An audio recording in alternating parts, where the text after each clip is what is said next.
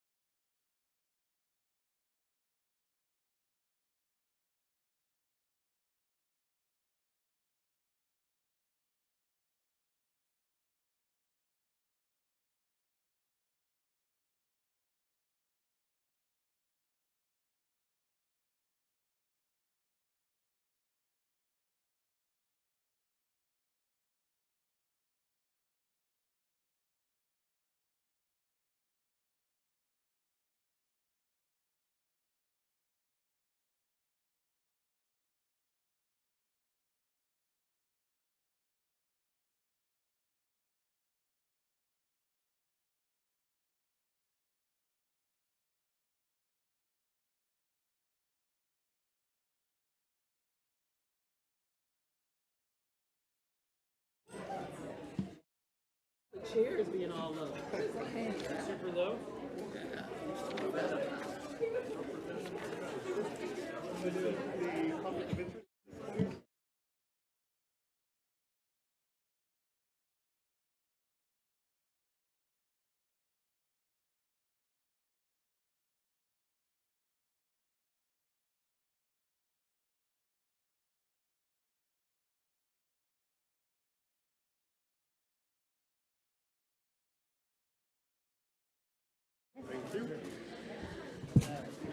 The special meeting is called back to order. Will the secretary please note that all board members are present? The first item on the agenda is 3B, motion to adjourn executive session. Is there a motion to adjourn the executive session? So moved. Is there a second? Second. A motion to adjourn has been made by Clerk Oliver and seconded by Board Member Cota. On the motion, those in favor, please indicate by saying aye. Aye. Opposed? Motion carries. All right, the annual organizational meeting of the governing board is called to order. Will the secretary please note that all board members are present? Please note that today's meeting is being live streamed. We also provide Spanish interpreting services available at the side of the room. Si necesita intérprete en español, favor de mirar a nuestro intérprete que se encuentra a un lado del cuarto. Gracias.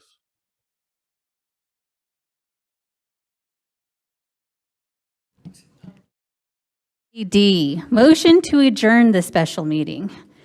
Is there a motion to adjourn the special meeting? So moved. Is there a second? Second. A motion to adjourn has been made by Clerk Oliver and seconded by Board Member Pastor Rivera. On the motion, those in favor, please indicate by saying aye. Aye. Opposed? Motion carries. We are legitimately adjourned. Did we play the Spanish interpretation? Okay. Pursuant to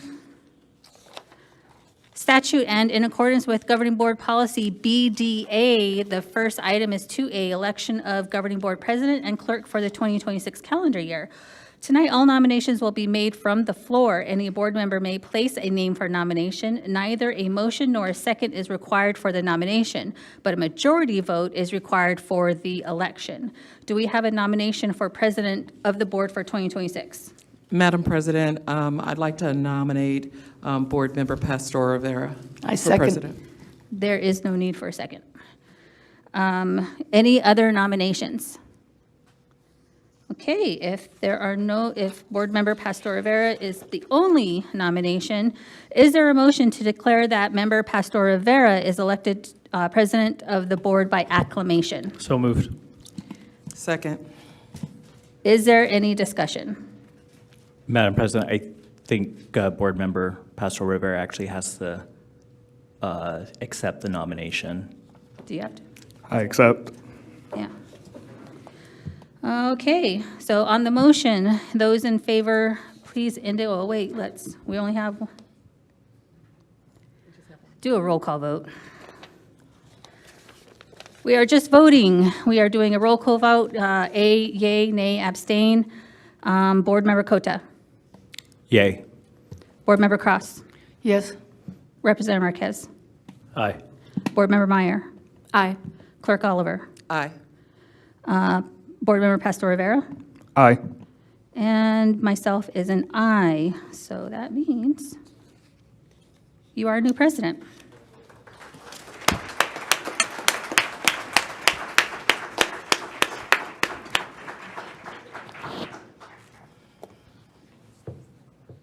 No, president.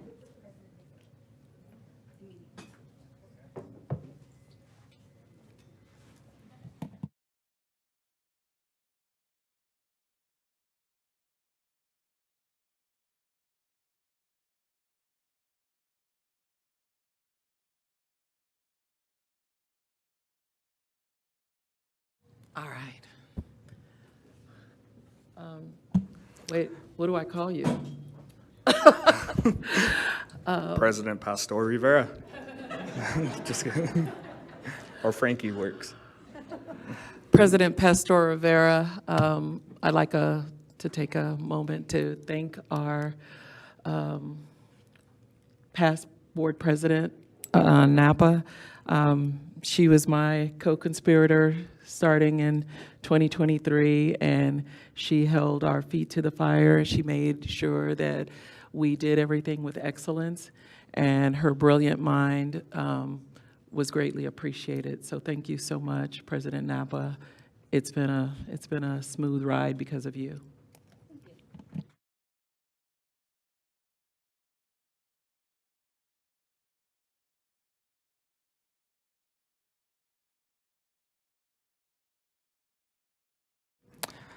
Next order of business, do we have a nomination for Clerk of the Board for 2026? I would like to nominate Signa Oliver.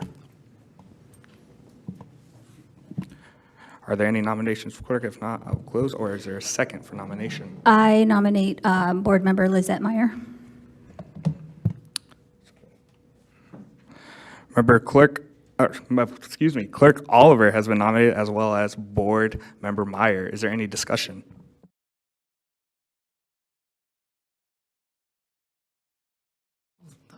I guess, since the president did it, I'll accept. Do you accept Board Member Meyer? I accept. Perfect. Any room for discussion, correct? All right. We'll go on the next page. Perfect. There have been 2 nominations. This would be a roll call vote. Those in favor of Member or Clerk Oliver, please say aye, or excuse me, it would be, straightforward, okay. Those would be a roll call vote. Those in favor of Board Member Meyer or Clerk Oliver? Oh, excuse me. Okay, excuse me, my apologies. Clerk Oliver, yay or nay?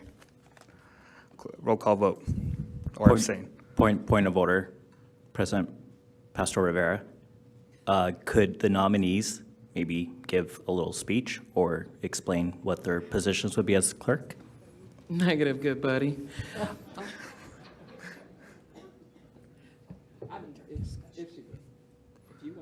Would you like discussion? Oh, I could just say, like, I don't know. I didn't know if Board Member or Clerk Oliver was interested, only because, like, I remember last year and last January, there was, like, a little show of, like, oh, I don't want to do it, like, musical chairs. So, I don't know. That was a long time ago. But, yeah, I would be interested just in it. I think Board Member Pastor and I think being the younger ones on the board also gives a unique perspective of, like, this, just what it's more like being a student, more recent times, and yeah. But either way, I'm fine. I just think Member Pastor President Pastor Rivera and I, it is long, have worked well in the past, and I think we get along well. So either way is fine, honestly. All right, Member Coda, boy, to put me on the spot. What I'll say is, I'm like Member Meyer. Either way, I think the board will be successful. One of the things I will say is that normally what we have done is if we do have a new president that is a newer member of the board, we usually have a seasoned member. I'm going to call myself seasoned or mature. If I hear old, I'm coming out there. I'm just joking. But usually we do have a seasoned member to help, with the direction of the board because, we've seen enough. But again, I think whatever we do, our board is going to be successful because this is an amazing board. Any further discussion? All right. This will be a roll call vote. Those in favor of Clerk Oliver, please say aye when I call on you. Those opposed, please say nay. Board Member Meyer. Abstain.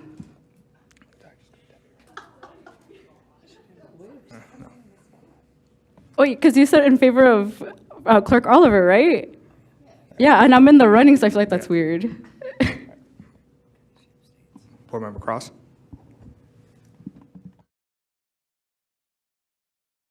This is horrible. 2 excellent candidates. And I'm going to go, who are we voting on? Oh, Clerk Oliver. You can tell how upset I am. I'm going to go nay right now. Board Member Coda. Nay. Board Member Napa. Nay. Representative Marquez. Aye. Clerk Oliver. God, you made this hard. I'll abstain. And I am an aye.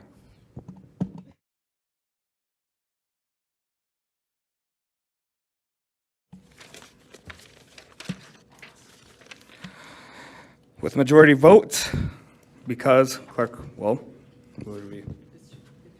It passed. Okay, so will it be Board Member Meyer, correct?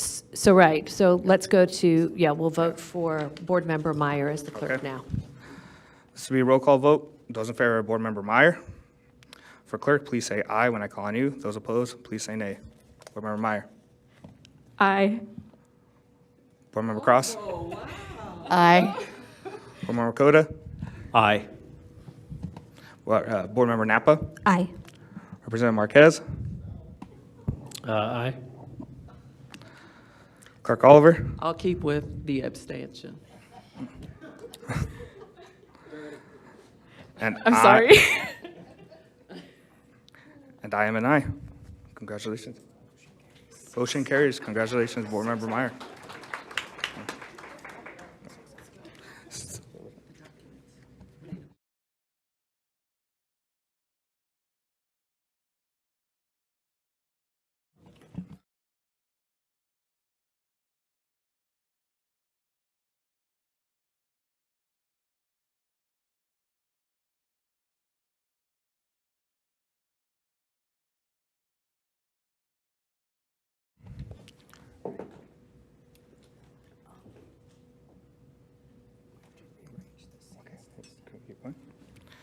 The next item is 2B, delegation of authority to board president and/or clerk and school district officials. Is there a motion to approve the item as presented? So moved. Second. A motion has been made by Representative Marquez and seconded by Board Member Napa. Is there any discussion? President Pastor Rivera, we are on B, correct? Correct.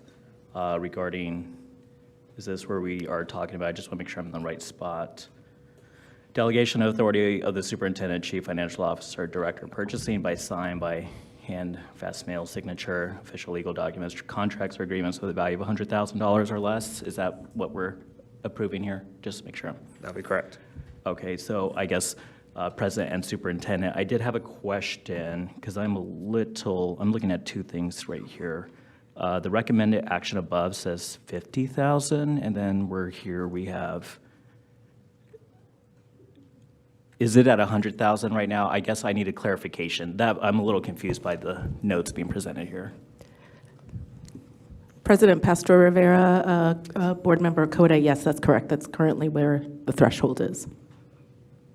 Those do come back to you still for ratification after the fact, but yes, that is where the threshold is at $100,000 currently.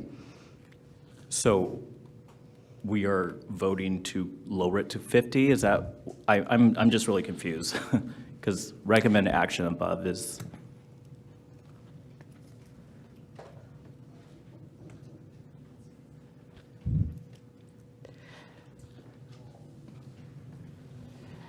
No, you're actually voting, hold on one second, give me 1 second to read this, please.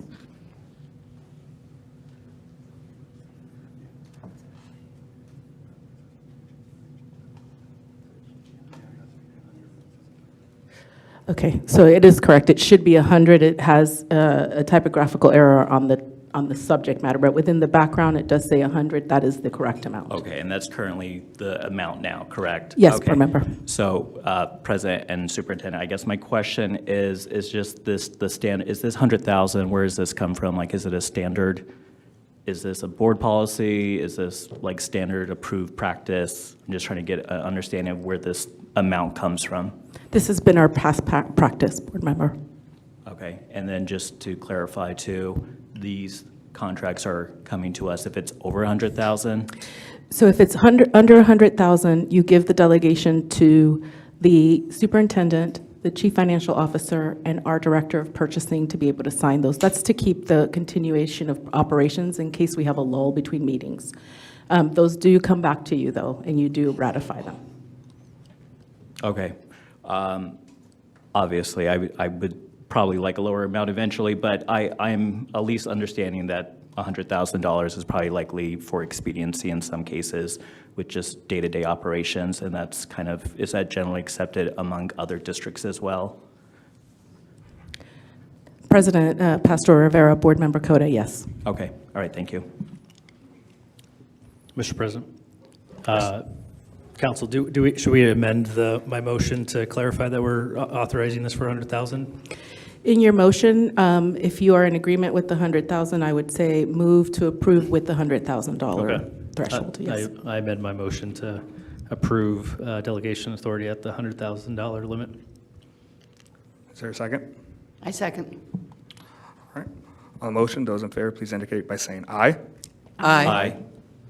Those opposed, please indicate by saying nay. Motion carries.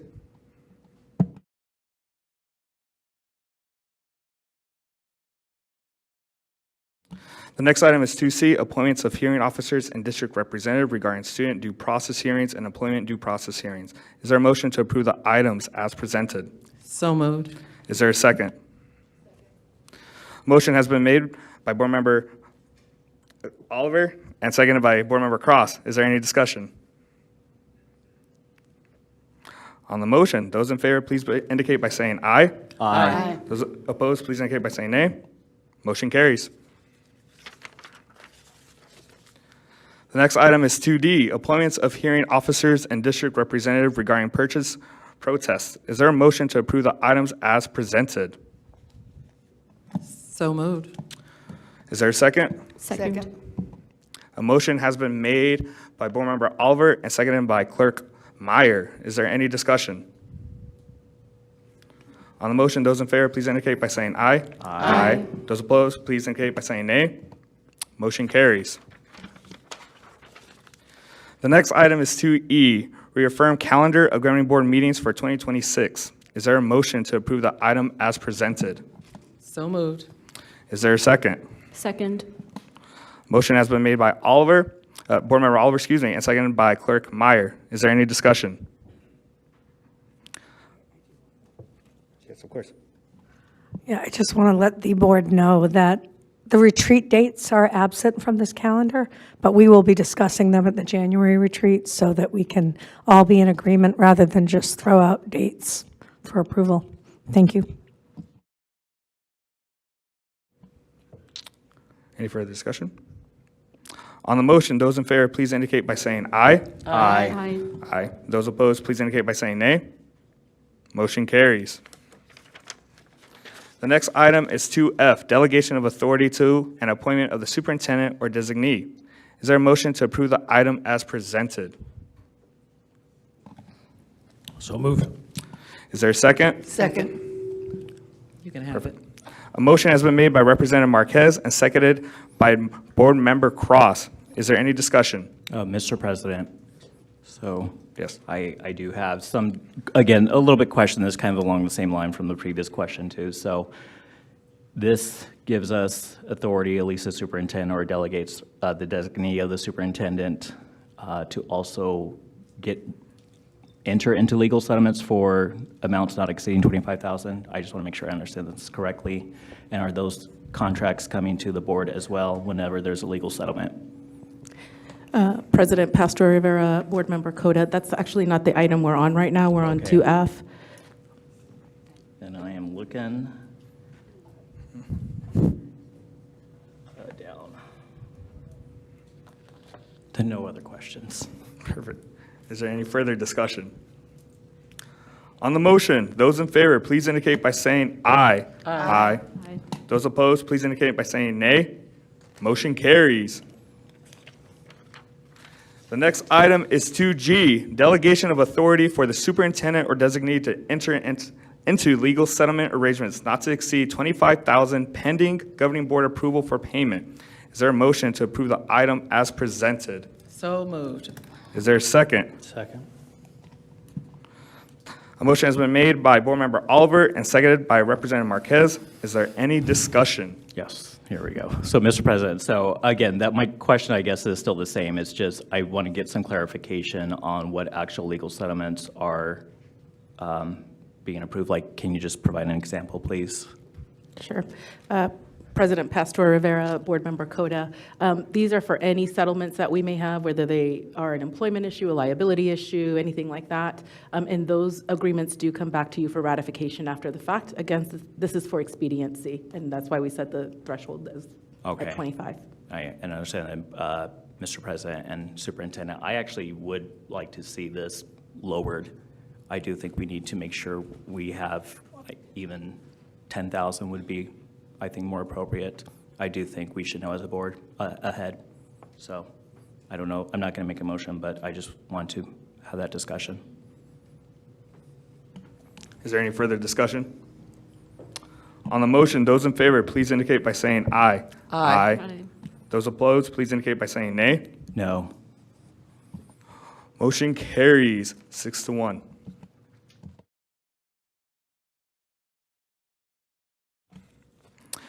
Next item on the agenda is 3, adjournment of the organizational meeting. Is there a motion to adjourn the organizational meeting? So moved. Is there a second? Second. On the motion, those in favor, please indicate by saying aye. Aye. Those opposed, please indicate by saying nay. Motion carries. This meeting is adjourned. We will call to order our regular meeting in just a moment. Let's actually do a 5-minute break. Yep, 5-minute break. Can we get it on the timer 5 minutes?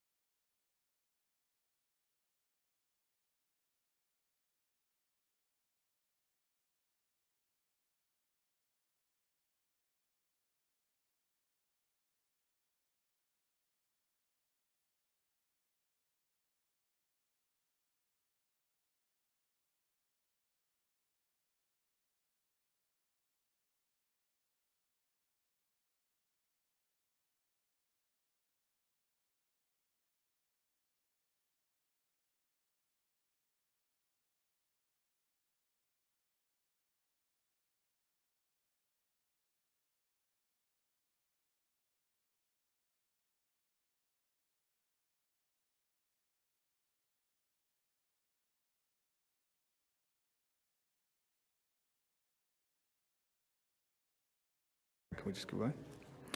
The regular meeting is called to order. Will the secretary please note that all board members are present? Ooh, just right on time. Please note that today's meeting is being live streamed. We also provide Spanish interpreting services available at the side of the room. Do we need to play it again? Nope, perfect. The first item on the agenda is 1C, Pledge of Allegiance and a moment of silence. We will stand as Representative Marquez leads us in the Pledge of Allegiance and remain standing while a moment of silence is observed.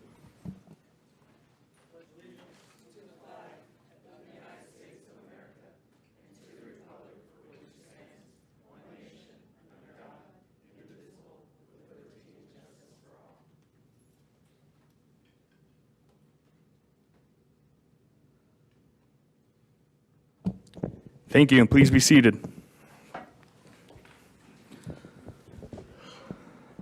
The next item on the agenda is 1D, Land Acknowledgement Statement. Please remain seated as Member Cross reads the PXU Land Acknowledgement Statement.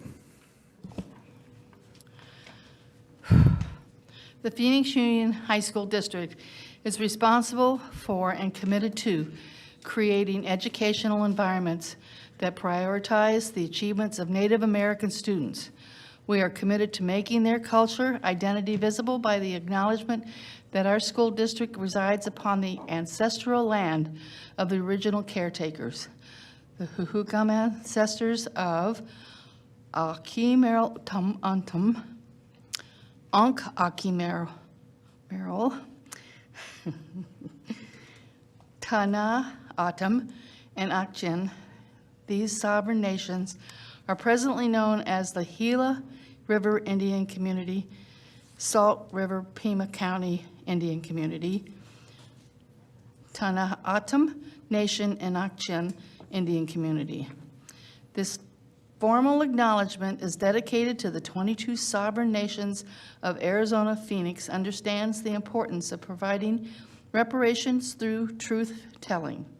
We recognize that the historical injustices not traditionally taught in the classroom and are committed to practices prioritizing Native American knowledge, history, representation, and healing. We commit with an open mind to always respect the land, its history, and its ancestors. I'm getting better. Thank you, Board Member Cross. Representative Marquez will present the art display.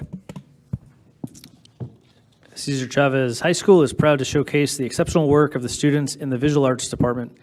The exhibition displayed around the boardroom tonight features work from students across all levels, beginning, advanced, and AP, representing a wide range of courses, including drawing and painting, digital photography, explorations in art, and ceramics. Beginning students spend the year building strong technical foundations and conceptual skills through the elements and principles of design, composition, and hands-on exploration of materials and processes. Through this work, students learn to observe the world critically, develop creative problem-solving skills, communicate personal and cultural narratives, and lived experiences through visual art. Cesar Chavez's AP Art program is a significant point of pride. It is recognized as one of the strongest programs in the district and the state with a 100% pass rate. This level of success is not incidental. It is the direct result of sustained instructional expertise, specialized support, and intentional investment in visual arts education. The Chavez Arts Department firmly believes that visual art is not an enriched or random elective opportunity. It includes essential components of education. For many students, art classrooms are spaces for safety, identity, and purpose. Visual art education fosters engagement, resilience, and academic persistence, and encourages risk-taking, critical thinking, collaboration, and cultural awareness, all of which are essential to a well-rounded education. Cesar Chavez's Visual Arts invites everyone to experience the artwork on display and celebrate the creativity and passion of our students while recognizing the vital role these programs play in nurturing artistic expression. Thank you to the Chavez art teachers and students for the amazing work that we have been provided to enjoy. Thank you.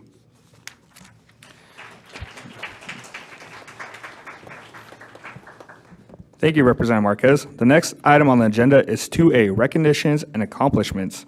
We're really excited for tonight's celebrations, where we will be recognizing amazing achievements of our students and staff. I have the quiet honor to introducing the first recognition.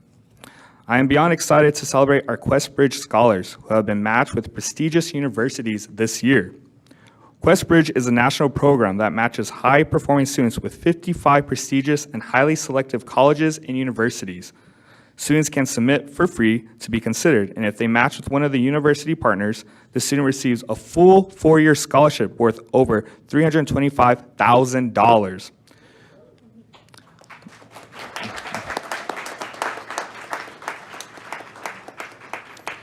Before we celebrate our scholars, we want to share a short video of our first scholar from Metro Tech High School, Suri Hernandez Chavez, on the day she found out that she matched. I have faith.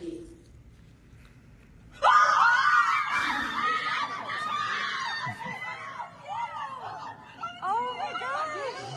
Wow! Congratulations!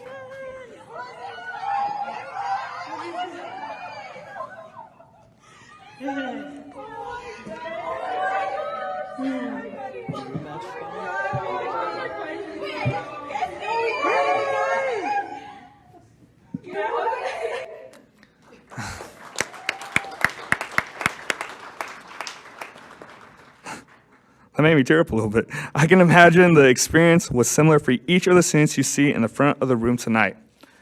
Join us in congratulating Suri Hernandez Chavez from Metro Tech High School for matching with Yale.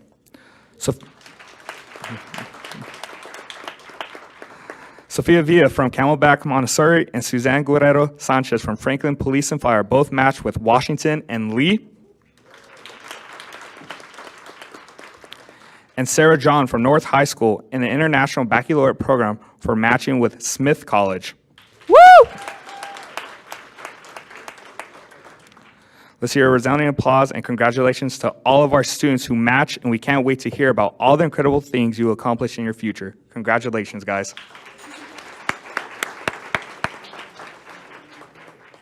Mr. President, Yes. Ms. Chavez from Metro Tech. I was in Mr. Herrera's class when you found out. I was so excited. You just ran past me and told all your friends and then ran out. I was going, who's that? But you were so excited about Yale, and it was just so fun to watch, just so you know.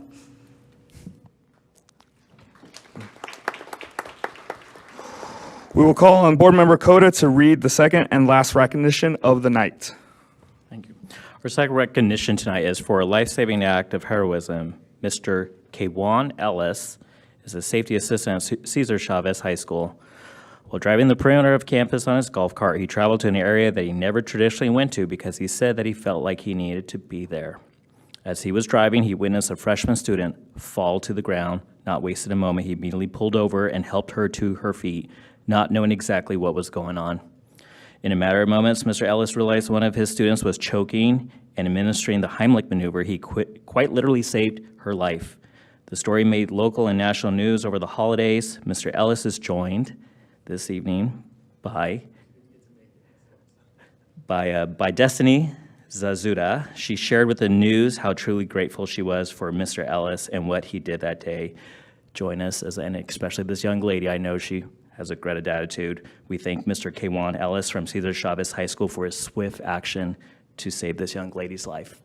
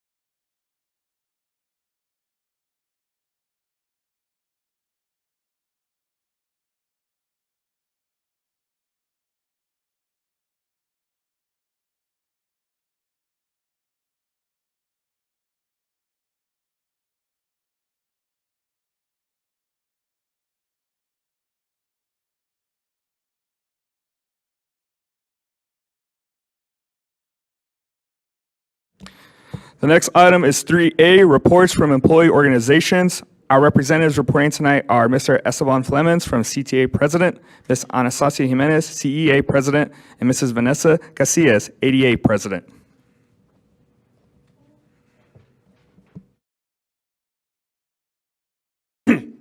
Good evening, President Pastor Rivera, Superintendent Andrade, governing board members, community and staff in attendance here and virtually. I'm Esteban Flemons, President of the Phoenix Union Classroom Teachers Association, and I stand before you representing our 1,000 certified members of PXU as a proud alum and an employee. I guess let's start off happy 2026. I was hoping that 2026 was going to start off a little smoother than 2025 ended. We are not there at this moment, but I have faith that as a community, as a country, we can turn things around and get things on the right track. Since our last board meeting, times have been tough, even with the holidays. The reality of our financial situation has begun to sink in with a lot of the staff. I've had quite a few conversations and emails with frustrations, concerns, and just general, panic about the future. That's been our reality. And I completely understand why it's out there and why people are concerned about how all these dominoes will eventually fall. With that said, though, I do appreciate the work and collaboration and discussions that we've had with not only the talent department, but also with legal, and how to take the next steps and plans on how to honor the professional agreement and support staff members in getting as many certified staff placed as we move forward. I know that this next month is going to be a challenging one, but my hope is that we can stabilize a little bit. And as we continue to work this year to prepare for the 26-27 full school year and how we're going to take care of things there. I figure by the end of 2026, I will be completely gray, having done this job for a bit, but we'll make it work. With that said, I want to move on to some more fun things. So again, CTA will continue to recognize members who are peers who have gone above and beyond for their job. And this month, I want to recognize Miguel Ontiveros, who is a former ESS teacher and current SPY and Stiegler advisor at Carl Hayden. He's slowly walking this way.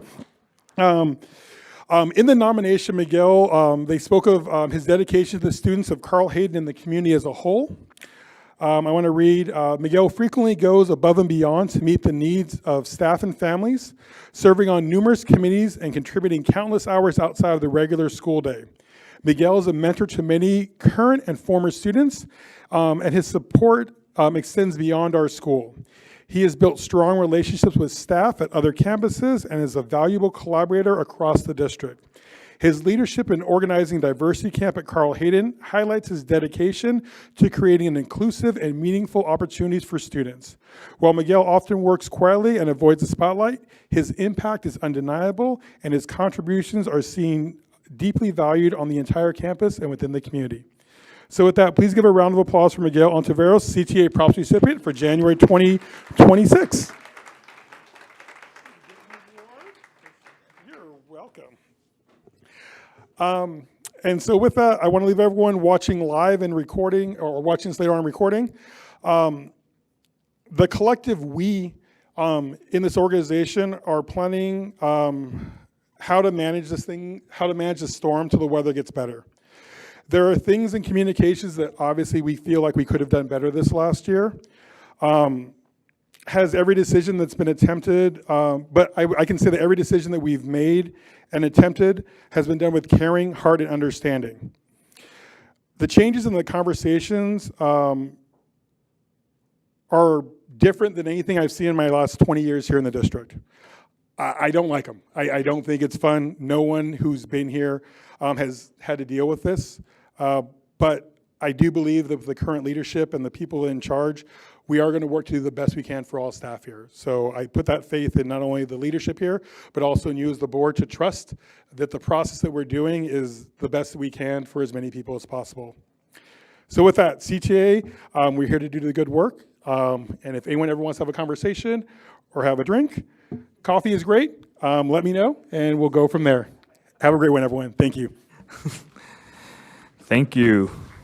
Our next presenter would be Miss Anastasia Jimenez, CEA President. All right, thank you. Okay. Good evening, everybody. Phoenix Union community members, educators, and allies, Superintendent Andrade, and esteemed governing board members. Congratulations, President Pastor Rivera. And thank you for giving us the time and space this evening to share some highlights from the CEA ESP world. So welcome back all, and I hope everyone had a restful holiday or at least found a moment of peace for themselves. The holidays aren't always as restful as we'd like them to be, but I would like to start my report tonight by recognizing two wonderful classified ESP leaders that we unfortunately lost this past month. PXU lovingly announced their passing, but if I may, I also wanted to share my experience with the two outstanding women. First, we received the news about Miss Newcomb prior to the winter break. I met Kelly in 2016 when I began my career in Phoenix Union and with CEA.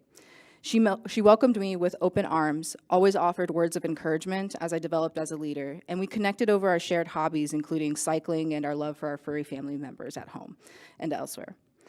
I will forever remember Kelly with a huge smile on her face, doing her work with pride every single day, and serving our CEA and PXU family for over a decade. My heart goes out to her family and to those closest with her.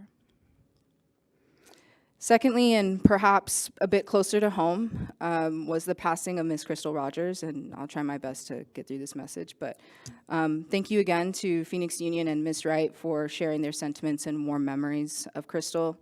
I don't know how many of you know this, but Miss Rogers was one of the baddest bees that I've ever met, and I say that in the most lovingly way. She too challenged me, pushed me to be better, and reminded me to never settle for less than what I deserve. There were times where I knew I was pushing her buttons a bit, but beneath all that tough love and through her wisdom, she was patient with me and guided me to be a more confident leader. In 2023, Ms. Rogers was awarded the Arizona Education Association ESP of the Year Award, and then represented PXU and CEA at the national level.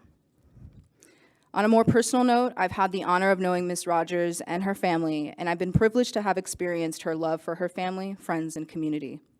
She will never be forgotten, and my deepest condolences go out to her sons, and of course, her family directly affected by this unexpected and painful passing. Finally, I wanted to extend my condolences to North's very own Mr. Villarreal and his family, who also experienced a loss before the winter recess.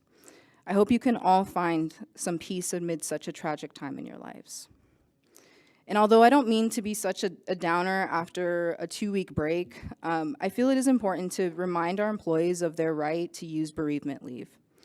Additionally, Phoenix Union offers resources to our staff, so I highly encourage all of our Phoenix Union families, whether you're here today or at home watching or watch later on, to review and assess those benefits and rights that you have as employees of Phoenix Union. I'd also be happy to serve as a point of contact for those seeking resources and unaware of how to access them. Last month, I spoke to the stress that exists and that is now carried into the second semester in relation to RIFs. In a time of such grief and loss, both in our personal lives and in our work, many are left with the same questions they had last semester. What's next, or rather, who's next? I can't speak directly for PXU executive leadership, but I can discuss the changes CEA has seen and how they have affected our ESPs. CEA hasn't stopped fighting, and we promise to do right by our members and fight for what we believe in is equitable and just. We are not remaining silent. And members can anticipate to see updates from our officer team in the coming days. In closing, my message for members is this: now is your time to become activated. Now is your time to hold steady the course. We've seen resignations, retirements, and those who undervalue our associations regardless of employee group. They've left. But let me remind you, whether member or not, or if you're deciding to become a member, I encourage it, but we are a member-led organization. Don't ask what your union is doing for you, ask what you can do for your union. I look forward to our association election season when we can see which ESPs are willing to do the hard and seemingly never-ending work that is the fight for equity, justice, and respect. Ms. Newcomb did, and Ms. Rogers did. Now will you? Stay vigilant, stay visible in solidarity. Thank you. Thank you, President Jimenez. Our next presenter is Mrs. Vanessa Casillas, 88 President. Good evening, Superintendent Andrade, President Pastor Rivera, and esteemed members of the Governing Board. I hope everyone had a restful break and enjoyed time with family and loved ones over the holidays. I will be brief this evening. As we begin the second semester, our campuses have largely started the year in a positive and productive way. At the same time, we recognize that the broader events happening across our nation can weigh heavily on our students and staff. When uncertainty exists beyond our schools, it can impact the well-being, focus, and sense of stability within our classrooms and workplaces. Our collective role is to continue providing steady leadership, support, and reassurance for our school communities by keeping students at the center of our work and maintaining strong partnerships. We help ensure that our campuses remain places of love and acceptance. Thank you for your continued dedication and commitment to Phoenix Union.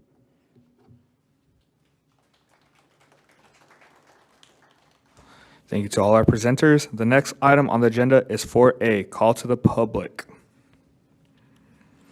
Tech team, can you please play the audio containing the information?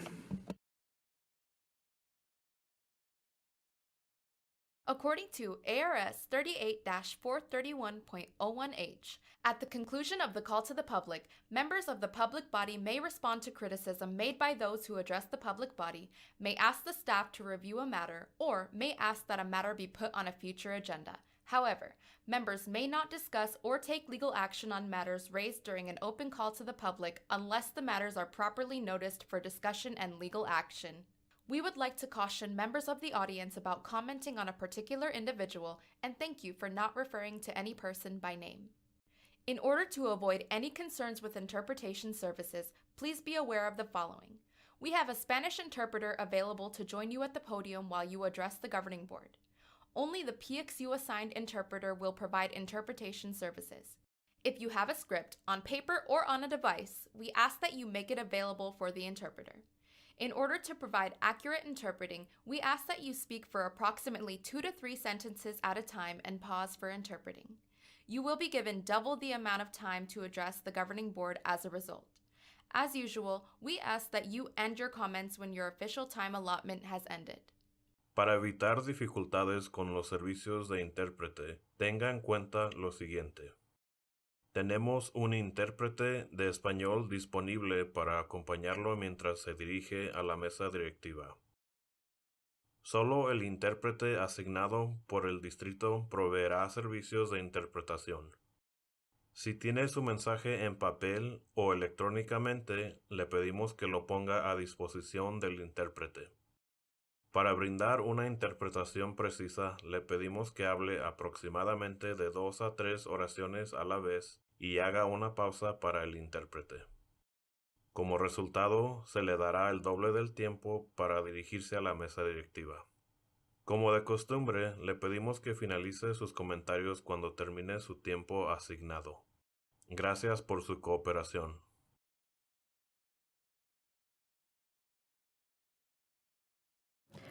Presentations tonight are limited to a maximum of 2 minutes. Tonight, we have the option for members of the public to participate in person and virtually. And currently, tonight, there are no requests to speak online.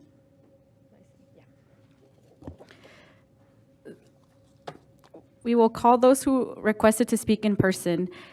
Please state your name, indicate the agenda item or topic you wish to speak about, and limit your presentation to 2 minutes. So our first speaker is JC Homa, followed by Skylar Lemus. Okay, see they're approaching.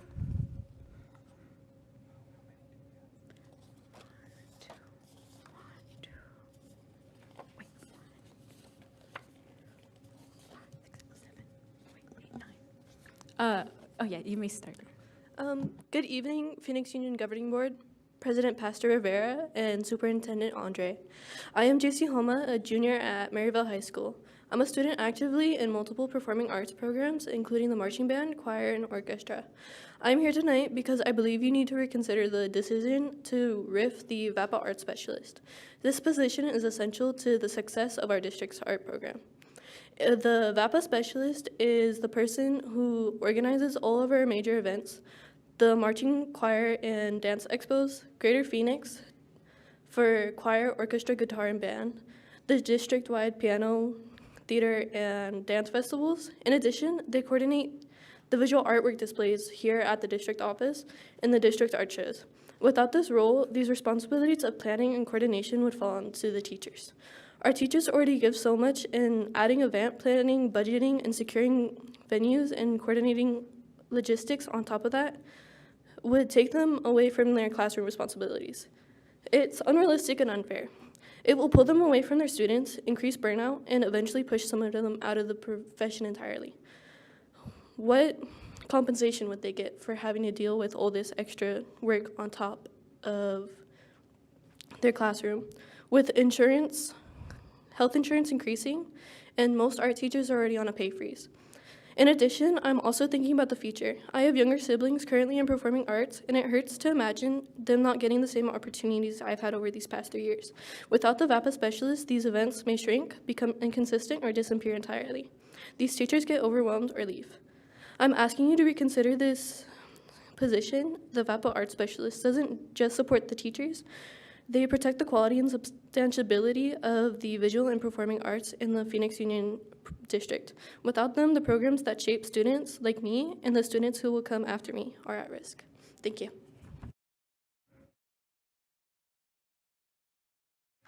Thank you. Our next speaker is Skylar Lemus, followed by Fernando Sanchez.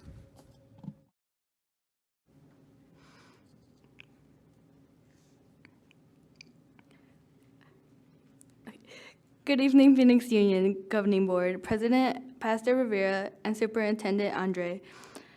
I am Skylar Levis, a senior at Maryville High School. I am a student currently in multiple performing arts programs, including marching band, symphonic band, choir, and orchestra.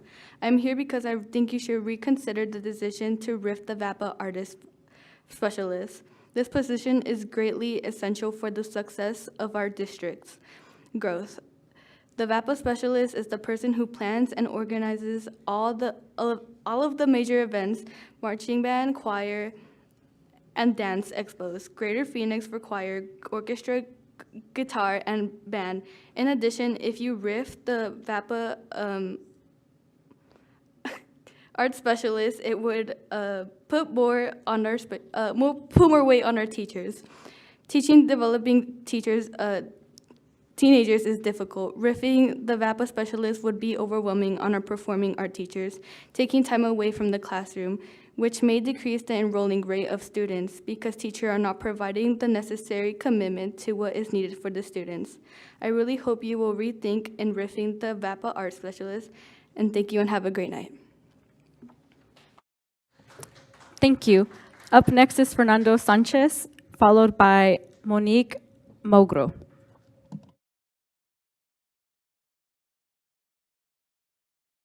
Hi, everyone, and Happy New Year. I'm used to Oliver being right there, so I'm sorry if you're so far. Okay, so today I just want to really quickly just come up here and kind of share something with you guys because we didn't have any of the listening sessions at South, and I was looking forward to that, but it didn't happen, so tisk on you guys.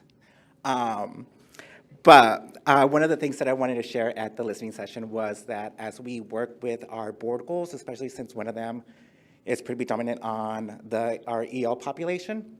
So at South, we are the academies at South Mountain. So we provide students the small school experience in a large campus.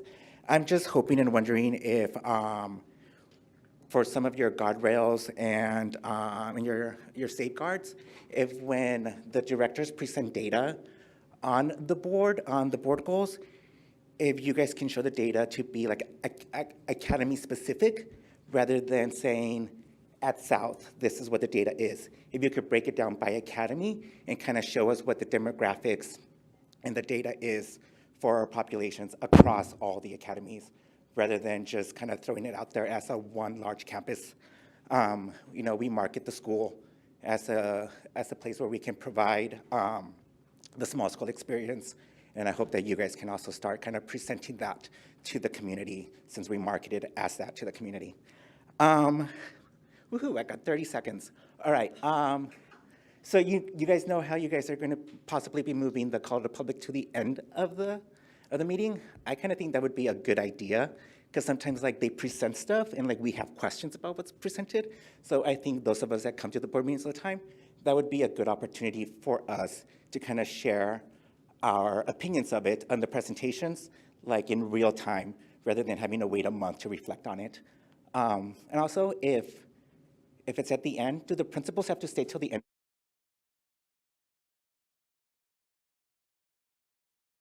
Thank you. Up next is Monique Mogro, followed by Amanda Taylor. Good evening, Superintendent Andrade, President Pastor Rivera, and members of the board and community. My name is Monique Mogro. I'm the Educator Mentor Adult Learning Coordinator at Metro Tech High School. I'm here to express serious concern about the 2 proposed changes to public comment in 7A. First, by placing all public comment other than the students at the end of the meeting, it's not a neutral scheduling decision.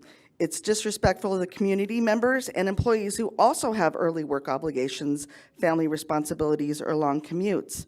When public comment is pushed to the end after hours of board business, it effectively limits those who are able to participate. Whether intended or not, this functions as disenfranchisement, particularly for staff and working families whose voices the board has repeatedly stated it really values. Public participation is described in your very own board policy as, quote, vital to the efficient operation of the district, not just an afterthought after the work is done. If the public voice matters, it should be not structurally delayed until only the most persistent people like me can remain. Second, I strongly object to the proposal that repetitive topics may be limited to a single speaker. Now, we did see an example of that right now, but why would we stop them from coming up and voicing their opinions? Who cares if we gave them talking points? As a teacher, a parent, a student, and a community member, they all may speak to the same issue, but for very different reasons, with different impacts and lived experiences. Reducing those perspectives to one voice oversimplifies complex issues and undermines the whole purpose of public comment. To hear from the community, not just receive a summary. Written submissions could never replace what it is to get up here and speak to you directly. So I urge the board to reconsider both proposals and adopt an approach that protects access, equity, and the full range of community voices, rather than limiting them through some artificial structure. Thank you for your time. Thank you. Up next is, now it's Amanda Taylor. Up next would be Michelle Weiner-Faltz.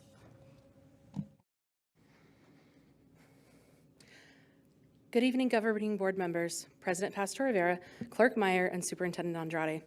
My name is Amanda Taylor, current choir teacher at Maryville High School, a Maryville alumni, and a parent to an incoming freshman that was supposed to attend Maryville High School. I'm here tonight because the decision to RIF the visual arts performing arts content specialist will have serious and lasting consequences for our students, our staff, and the long-term success of our district. First, the information you were provided at the last meeting before the vote was not accurate. We were told that the rubric used to determine which positions were recommended for RIF was shared with union presidents prior to these RIF meetings taking place. That was not true. In fact, the day before the December board meeting, our union president still had not received that rubric. This is not a minor miscommunication. It is a factual inaccuracy. When decisions of this magnitude are made with incorrect information, the integrity of the process is compromised. Second, district leadership acknowledged they do not fully understand the scope of work performed by the VAPA specialist. Eliminating a position without understanding the breadth and depth of its responsibility is not strategic planning. It's guessing, and guesswork doesn't serve students. Third, there is no plan in place for how essential workload will be redistributed. No plan for compensation, no plan for how thousands of students who rely on the arts programs will be supported moving forward. This mindset, approve first, plan later, is short-sighted, and it sets us up for avoidable and costly issues in the future. This decision affects far more than internal planning. One of our biggest draws in this district is our arts program. How am I as a parent to trust sending my student here when you have made it clear with this decision that the arts are no longer a priority in Phoenix Union? This is directly undermining our efforts to recruit and get students in our classrooms. Why would we make this choice? I am asking you, do what is best for our staff, students, and community. Give them a decision that is grounded in truth, transparency, foresight. Oh, sorry. Thank you. Up next is Michelle Weinert-Foltz, followed by Megan Christensen.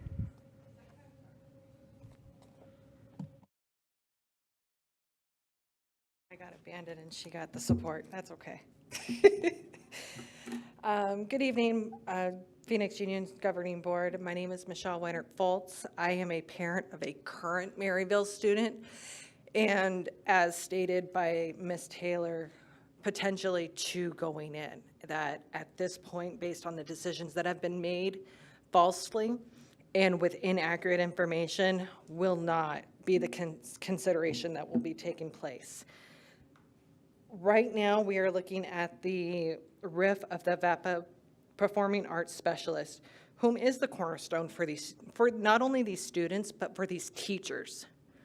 They set up the fundraising. They do all of that back-end work that should not be put on to the teachers, in addition to dealing with 40+ students every single day. And I have 3 teenagers in the house. I can only imagine 40 of them. Understanding budgeting sucks. I get it. I work in the field. Budgeting absolutely sucks. But we need to make sure that we are looking at all options before we are deciding to cut somebody's job that somebody may feel that is not necessary when they don't have all the facts. And clearly, based on the information, you guys do not have all the facts, and you guys are making a decision that is going to detrimentally affect your guys' enrollment status, which is the excuse that you guys are currently using. We don't have enough enrollees. I can tell you right now, I have 2 going into your guys' school that will not go. You get rid of the performing arts, they will not go. Yeah, it may only be 2, but guess what? I'm also a homeowner who pays taxes, which pays their salary, your salary, and everybody else down the line. I have no problem picking up and moving to where I need to go to make sure that my kids get what they need. I have not only been in Carl Hayden, Cesar Chavez, and now Maryville. Thank you. Up next, we have Megan Christensen, followed by Ludmila. It says Miss T, yeah, Miss T.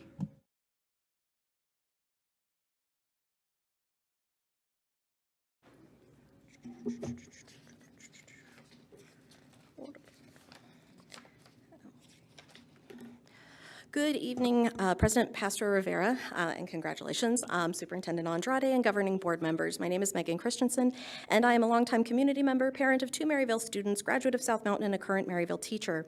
I spoke last month about the elimination of the visual and performing arts position, and I second everything shared by my sister, who spoke a couple people before me, the parent of one of my color guard members who spoke just before this, and the students from my campus and programs I participate in who bravely spoke before that, and no, we did not give them talking points. These are GTA students who are very bright, and they are smart enough to come up with this on their own. Thank you. At the end of the last meeting, I had gone from discouraged to disgusted with this process. However, I try to always presume positive intentions, and so from that place, I extended an invitation to the executive team and the governing board to join us at Trevor Brown tomorrow and Saturday for the Greater Phoenix Strings Festival, and next Friday and Saturday for Greater Phoenix Music Festival, that's band.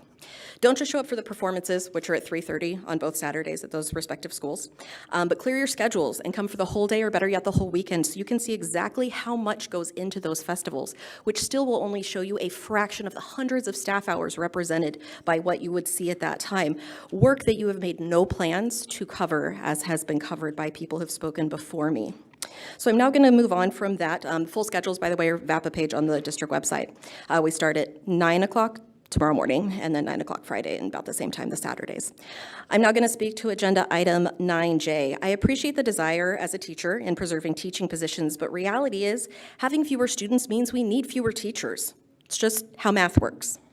The proposed salary freeze cuts to outside of contract pay and retention pay while also having to cover the full cost of our dependent insurance next year will push mid-career master's holding teachers like myself out because we will make tens of thousands of dollars more elsewhere. Once new teachers get master's degrees, they will leave too. You will be only left with people with less than 4 years experience, a bachelor's, or people too long to leave. Thank you. Up next is Ms. T, followed by Ashley Landra.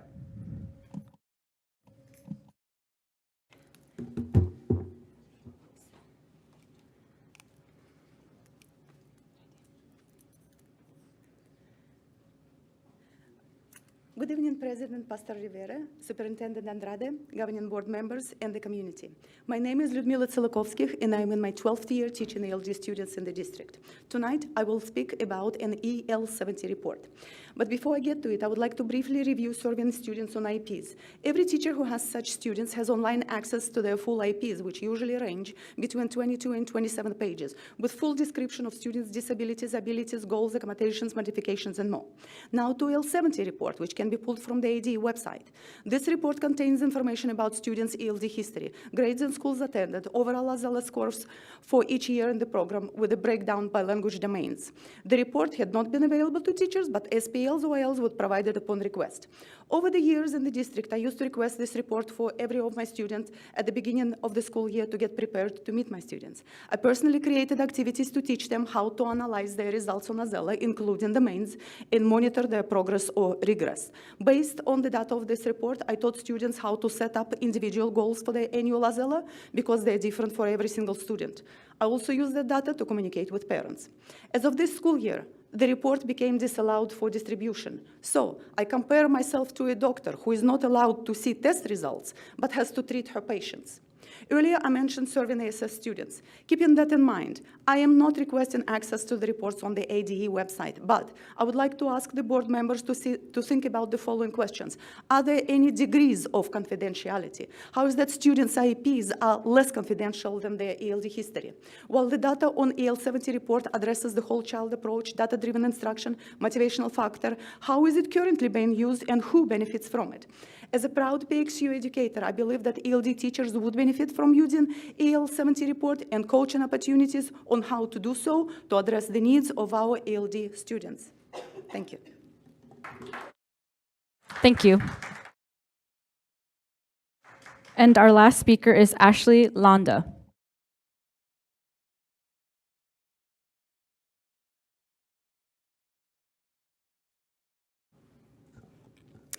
Good evening, members of the Governing Board, President Pastor Rivera, congratulations, and Superintendent Andrade. My name is Ashley Landa, and I am an educator in this district. I'm here to address last month's vote on the reduction in force, specifically the APSS positions across PXU. While that vote has already occurred, it is essential that the board fully understands how this decision was presented because similar information will come before you again. Although the board was given an overview of the APSS role, I am concerned that the information shared about turnover in this position was misleading. I watched the meeting live and repeatedly heard the term turnover used to describe APSS staff. Turnover means employees leaving an organization. That is not what happens here. APSS staff are not leaving Phoenix Union, they are being moved, often by district leadership into other assistant principal roles across campuses and in some cases into principal positions. Framing these roles as short 1 to 2 year positions that people choose to leave misrepresents reality. When we relocate staff into other roles, we cannot then characterize those moves as voluntary turnover. That distinction matters, especially when it is used to justify reductions in force. As you move forward with the future RIFs and staffing decisions, I urge you to be nosy. Ask more questions, visit campuses, speak directly with staff about their roles, their tenure, and the impact they have on school communities. Ensure that the information you receive is accurate, complete, and reflective of what is actually happening in our schools. I want to close by sharing that my campus APSS at South is an exceptional human being. He is a key reason I feel safe at my school, and he is the reason I chose to return to PXU this year. I am heartbroken that he will not be with us next year. Thank you for your time, and I hope to welcome you to my campus very soon. Thank you. That concludes tonight's call to the public.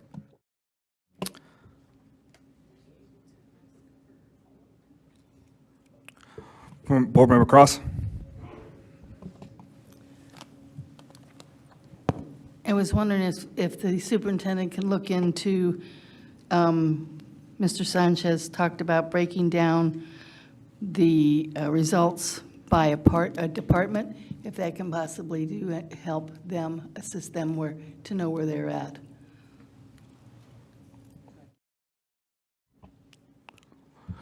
Clerk Meyer? That was at the academy, by academies. Clerk Meyer. Yes, thank you. I would like more information on what the plan is for the VAPA vacancies and the responsibilities that will be vacant with that position. And then also more information on Ms. T's comments about the reports that are not allowed regarding ELD, and just looking more into her comments. Board Member Napa, did you have anything? Representative Marquez?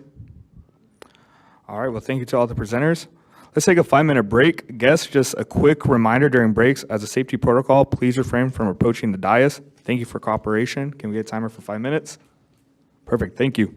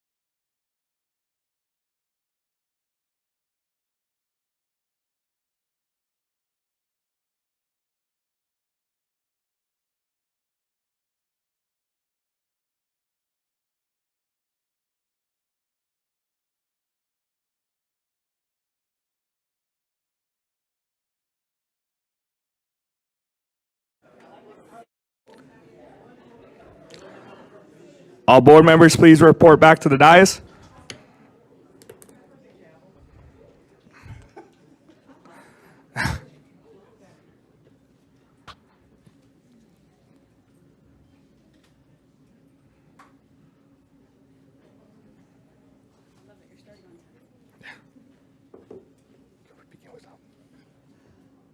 Yeah.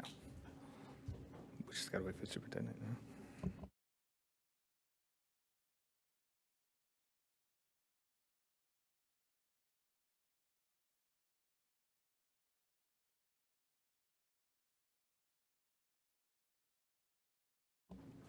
All right, let's go ahead and get started while we wait.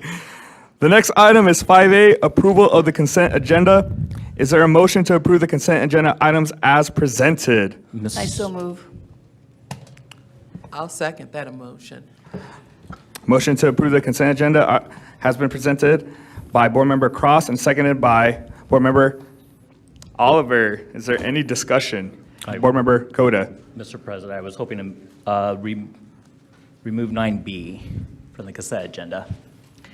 So if we can remove that item, and if the person who made the motion and the second can confirm that the motion is to approve the consent agenda without item 9B, which will be provided for further discussion and vote. Which board member moved to, oh. I did. Will you amend your motion to remove item 9B? 9B is a change of assignment. Yes, Member Coda would like to pull that for discussion, and so we can go ahead and approve the remainder of the consent agenda. Sorry, guys, hold on. Yeah, we have a policy of pulling it for discussion, so. I'll agree. Okay, so we have the agenda, the motion is now to approve all of the consent agenda with the exception of item 9B, which will be held for discussion. All those in favor? Aye. Aye. Perfect. I'm sorry, I don't believe Member Coda voted. I did not. Are we voting for consent agenda without 9B? Correct. Okay. No. Motion carries. The next item is 6A, Superintendent's Report. Nope. Oh, excuse me. Sorry. Oh, Yeah, discussion. now it's My apologies. Sorry, now it's My item apologies. 9B. Let's discuss item 9B. Mr. President, so thank you. Thank you for pulling it off the consent agenda. I just wanted to say congratulations to our newly, hopefully here as we vote, our new principal, Mr. Rigsby. He will be at Betty Fairfax, so I just want to say congratulations, and I'm very proud that he's not only from the Levine community, and so I know he'll do well, and I just want to say congratulations to him and ensure that he will receive all the community support, and I know he will do a great job, so thank you. So Mr. Coda, would you like to make the motion at the same time? I motion that we approve 9B. I second. Motion has been made by Board Member Coda, seconded by Board Member Cross. All those in favor, please say aye. Aye. Any opposed? Motion carries. All right, now let's go ahead and keep moving forward. The next item is 6A, Superintendent's Report. Ms. Andrade, please provide your report at this time. All right. Well, good evening, President Pastor Rivera, Clerk Meyer, and members of the board and community. I'm going to begin my report this evening by celebrating our resilient and persevering winter graduates. Students who graduated in the winter and summer have undoubtedly overcome obstacles on their path to crossing the stage to earn their diploma. Bostrom and Linda Abril both held ceremonies for their graduates, and I was able to celebrate their success alongside many governing board members. And Linda Abril herself, a former governing board member, was able to attend in mid-December. And just want to not forget that, but just congratulations to all of our graduates. Last month I shared, I don't know if this isn't working for me or what, but I shared a district-wide celebration about our freshmen on track rates. And at that time, in November, we were at about 81% of our freshmen on track. I'm excited to share that this number at the conclusion of the semester has jumped to 86% as a district, which is truly incredible and absolutely unheard of. It's historical for Phoenix Union. And while we won't stop until that number gets much higher, I'm so completely proud of our freshman house coordinators, of our freshman teachers, of our administrators, of everyone that is on those freshman teams that pushes our kids forward. As I shared last month, we're going to continue to get as close to 100%. Apparently, Metro's already there, and Camelback is moving in, followed by Maryville. So again, congratulations to everyone on this progress. I watch it consistently, and I'm very proud of all of your work. All right, next let's talk about 3DE Case Challenge events that were held in December at Chavez and Alhambra. Both launched this program in partnership with Junior Achievement this year. 3DE allows our students to come together in teams with businesses to tackle real-world problems. It's not just a one and you're done, it's integrated into their curriculum. And the Chavez team was teamed up with a local ice cream shop called Scooptacular, while Alhambra worked with Honor Health. Over this 5-week period, our 9th graders got really creative and were able to pitch some of their ideas to solve their problems. I think it's so cool. One of the Chavez teams came up with a new ice cream flavor for Scooptacular. It's like, oh, is it chocolate? Is it vanilla? And so they named it 6-7. I know. Too soon. Okay. Anyway, Scooptacular liked it so much that they actually launched the flavor at their shop. So it worked. I want to thank Junior Achievement and all of our local and national partners, State Representative Hunel Cavera, our teachers, and our incredible principals, Dr. Weber and Mr. Grant, for seeing this vision through, launching their programs boldly, and for going all in for our students. All right, next we have some Jingle Bell Rockout, another community experience where our students participated in last month in partnership with ASU and Desert West Community Center. Students from Trevor and Central sang holiday carols for a large community gathering. All those in attendance shared how beautifully our students sang and how much they helped set the energy for the event. So thank you and congratulations, Trevor and Central, for making a difference. Our next story is about Fairfax. To close out our first semester, students from the Visual Arts program competed in the Arizona State Fair Art Contest. Overall, 30 art pieces created by Fairfax students were placed in the top 3 in their given categories. This includes 10 first-place awards, 11 second-place awards, and 9 third-place awards. In addition, the program was able to spend the day touring ASU's School of Art, the Ceramics Research Center, and even ate lunch at the university. During the tour, students were able to meet and speak with ASU art students and staff. Great job, Fairfax Visual Arts. All right, does anyone else like watching the show Is It Cake? I don't even know this show, but apparently it's out there and it's big on Netflix. Well, we have some aspiring cake decorating artists that could definitely compete on that show. Each year, all staff receive a list of cakes that we can vote on, and each year it gets tougher and tougher to vote on the winners.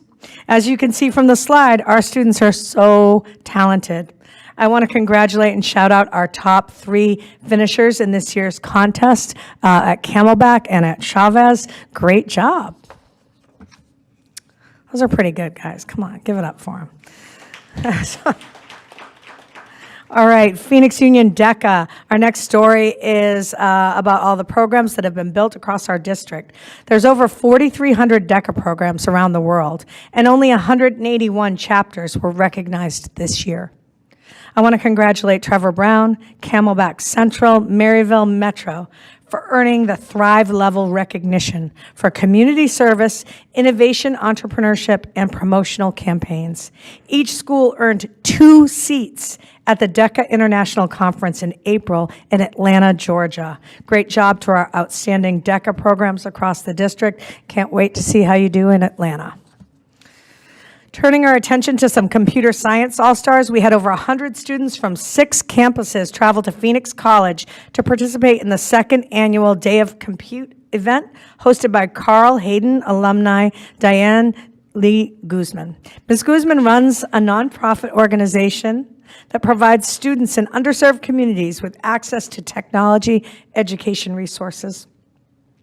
At the event, students participated in technology workshops, including the use of AI prompts with ChatGPT. They investigated machine learning principles, code microcontrollers using Python.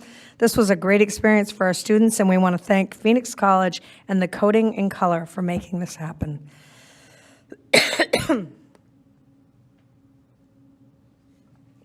All right, on January 6th, Univision and Compudot surprised 50 students with a free Mac laptop computer. This was part of Univision's campaign and their season of giving.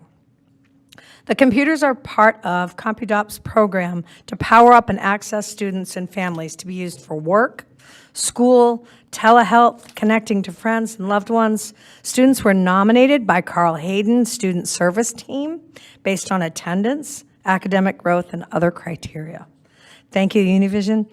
Congratulations to our students who got a free Mac laptop. All right, I'm dying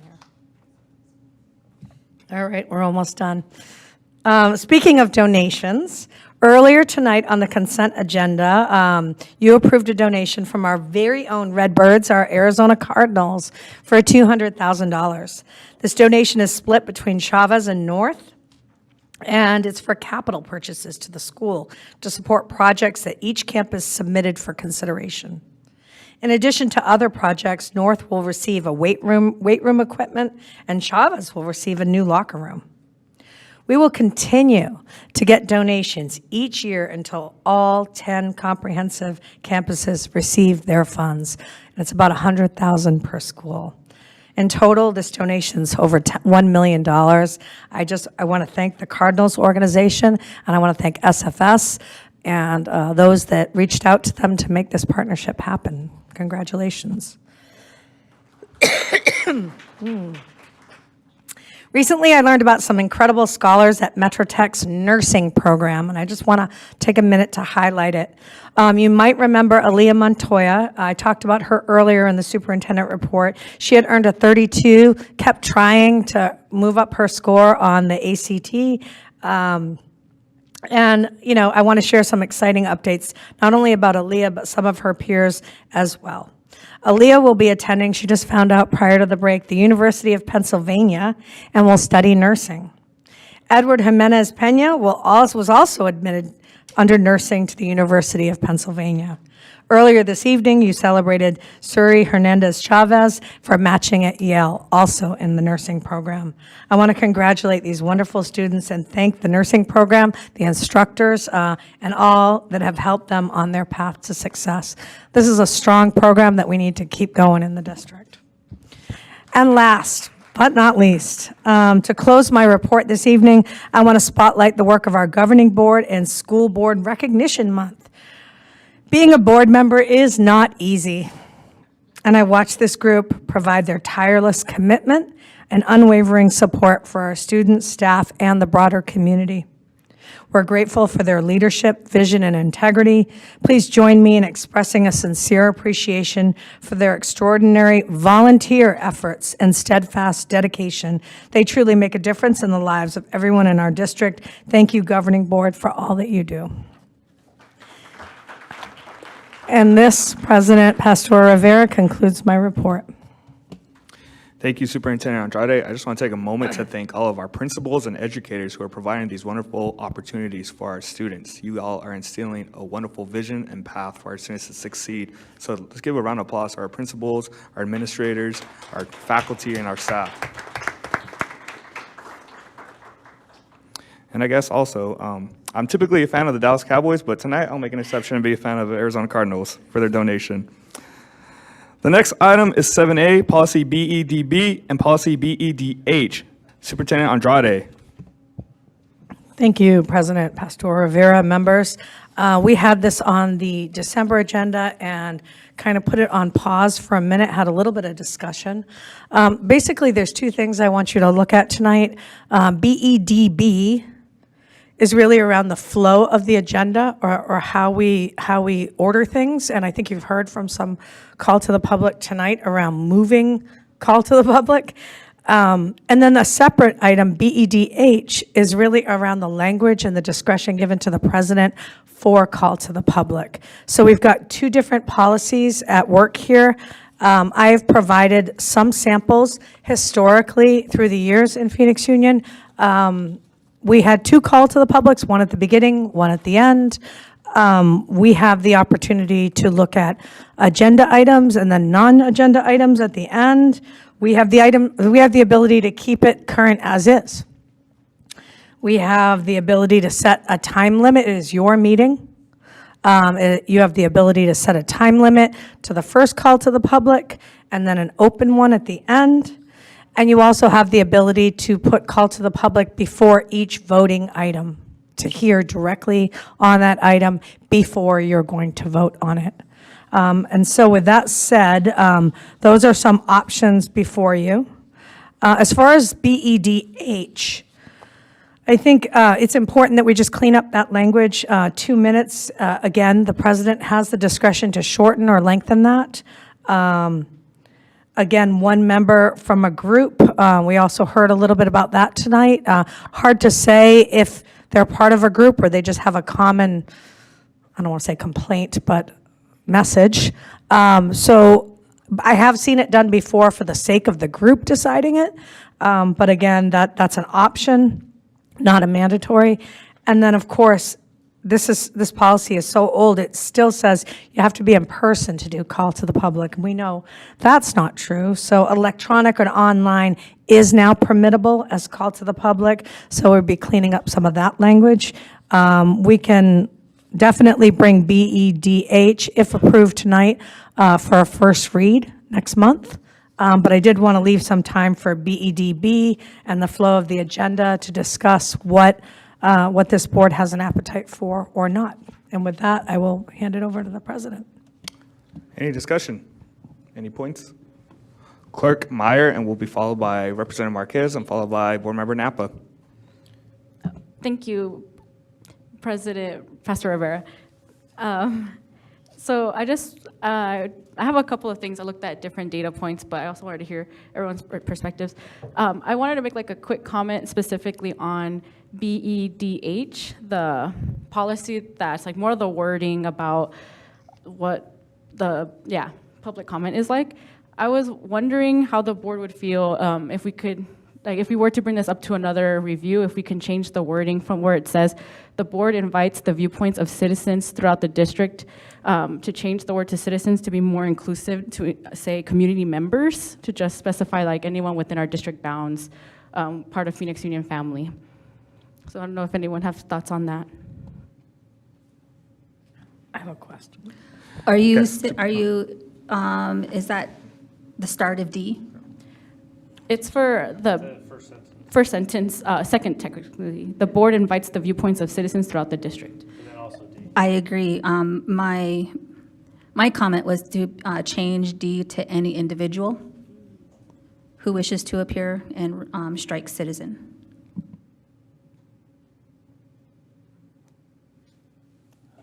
Representative Marquez. I agree with that change. Perfect.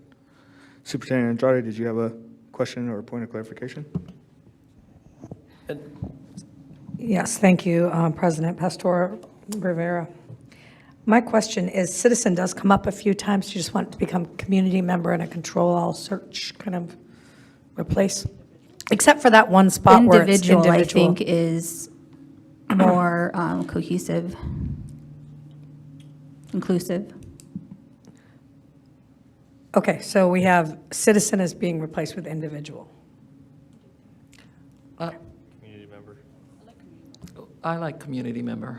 Yeah, I like community member too. And I'll explain why I like community member, because, you know, if we have somebody that is, and I don't know how we check this, but is not from the Phoenix Union community, and specifically to come to agitate in Phoenix Union. I don't think that they have the buy-in here in Phoenix Union to be able to have that voice to speak. We want to hear from our family, our staff, our community, our parents, our students that have a stake in what happens here in Phoenix Union. And that's why I would use community member. Representative Marquez. Just a point of clarification, this is just agenda for discussion, so we're not voting on anything tonight, we're just giving direction to the superintendent. But I think a few times in this policy, in A, it says individual, other places it says citizen. I think maybe in the opening paragraph where it says the viewpoints of citizens, I think it could be viewpoints of community members, but I think take a broader interpretation of community members if advocacy groups from other parts of the state or country want to come and give comment. I don't have a problem with anybody that shows up wanting to give public comment. So I think whether we use community member or individuals, I trust the legal team to make the appropriate changes. President Pastor Rivera, Board Member Marquez, if we were to use community members or the other phrase that you want to use, it's not going to limit who can actually speak. I think what this does is it talks to what opinions you are valuing in making your decision-making process. So just to be clear, I just want to make sure that we understand that using those words is not going to limit who can actually speak before you. Board Member Coda and Board Member Cross. Mr. President, Superintendent, my direction would be, actually, I agree with like Representative Marquez and Board Member Napa that individual would suffice in this situation. I have a little bit of a concern of using community member as terminology just because I think it might need to come with like a definition, and that is my concern of we're going to end up trying to define who comes to speak in public meeting, which we aren't, but it could be interpreted that way. So I'm much more open to individual being used. Board Member Cross. No, I guess I'm concerned with when we have students. I love when students talk, but I want them to be students of Phoenix Union. That would be my opinion. I could be off, but Phoenix Union students have a definite stake in this. So I would like that to be somewhere in here that when students speak, they've been verified that they are students of Phoenix Union High School District.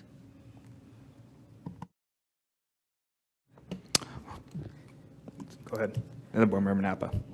President Pastor Rivera, Board Member Cross, we would have some limitations as far as being able to limit anybody who is not a student from speaking. So we can't prohibit somebody just because they are not a student from speaking. Now, if you want to add in a statement about valuing those opinions or giving greater weight to those opinions in your decision-making, that's certainly a statement you can make as a board, but we cannot limit as far as who can speak to the board.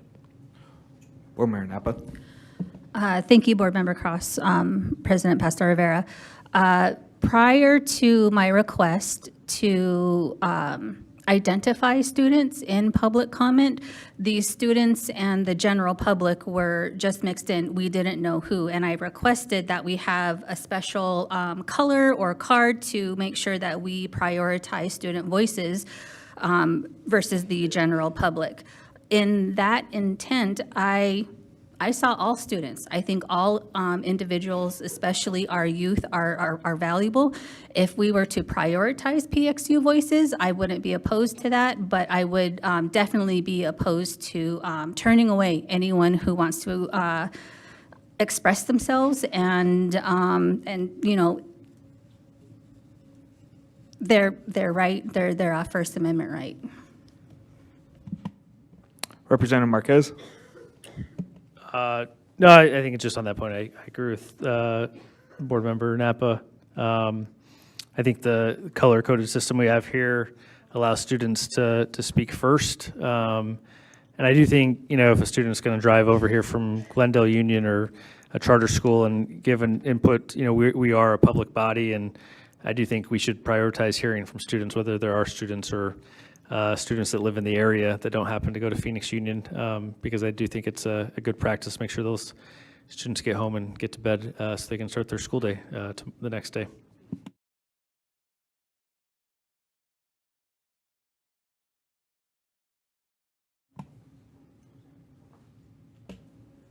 Representative Marquez. If there's no more discussion on that policy, I did want to move to the BEDB.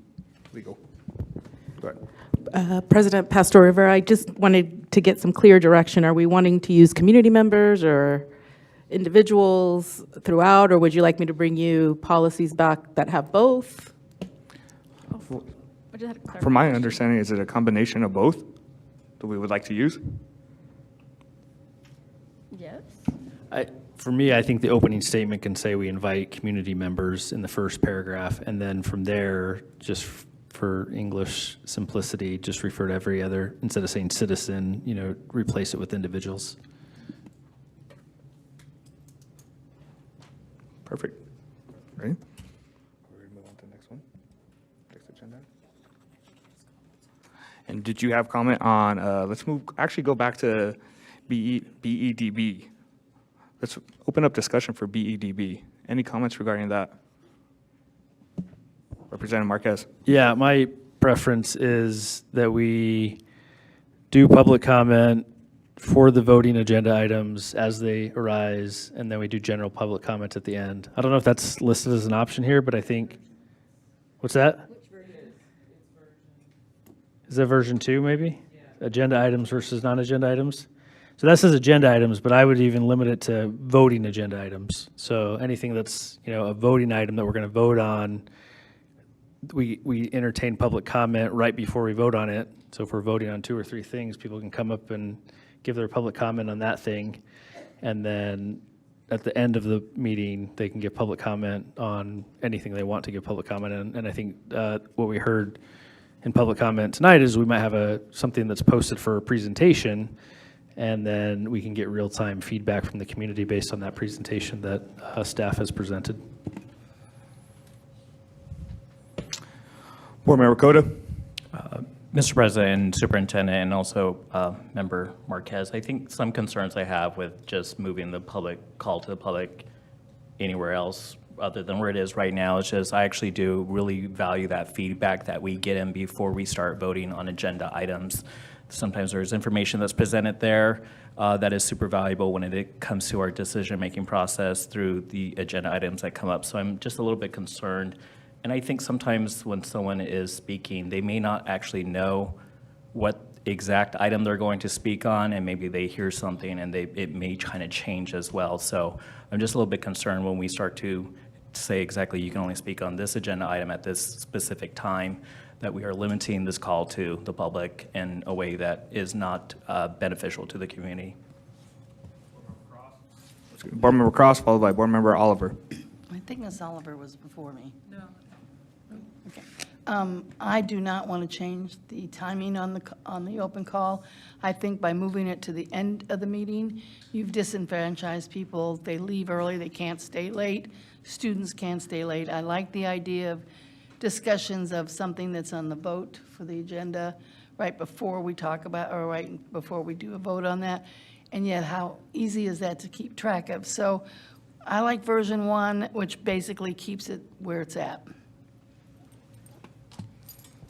Board Member Oliver. All right, I know we had discussion earlier in the year about, limiting the time. Clerk Meyer actually did a deep dive, and she took a look at the time we use for public comment, and it is probably more likely than not under 30 minutes. So having that knowledge, I do believe that, though allowing for, board agenda items beforehand that we're going to actually vote on, I do value that. I don't not value hearing about other agenda items because we do act on those as well. But if we could just get to the business at hand first and then hear the other things, if we hear something that we want to put on the next month's agenda, we always do that at the end of the meeting. So the timing, it's up to everybody on who wants to do what. I was just trying to push for efficiency, and being able to hurry up and hear from the public on the things we're going to vote on, so that we can get those things moving forward, and then we can hear from the public on the other things, not saying we don't want to hear other things that are not on the agenda. Representative Marquez, did you have something to say? I saw you kept turning on and off your light. Yeah, I guess the lights are helpful instead of the red buttons. Just to respond to Board Member Cota. I think Board Member Oliver just outlined here, is that if we prioritize the agenda items that we're voting on, we can get feedback on the things that are most relevant for that particular meeting. And I think it also expands, not limits, public comment, because one individual could now have the opportunity to comment on 2 or 3 items, because we're taking a new public comment for each voting agenda item. And then in part to respond to Board Member Cross, I would have one caveat to do a general call to the public at the very beginning, just for students. So that we're not asking students to stick around until the end of the meeting. So I would say, if students want to give us comments on anything, we can let students, do general call to the public at the beginning, then move to the regular agenda and do public comment on each of the voting items, and then do general call to the public at the end of the meeting. Representative Marquez, I believe legal just gave advice regarding that, so legal, Yes. go ahead. Yes, President Pastor Rivera, Board Member, Representative Marquez. We have talked about this previously. We have to keep categories within categories. So if you're going to do, for example, only agenda items at the beginning, you can certainly prioritize students and have them speak first, but it has to be all in the same category. At the end of the meeting, if you're going to have general comments, you can again prioritize students to go first, but what you can't do is just mix all students to go first on both categories. Clerk You have Meyer? to keep categories separate. Clerk Meyer? What's the legal justification for that?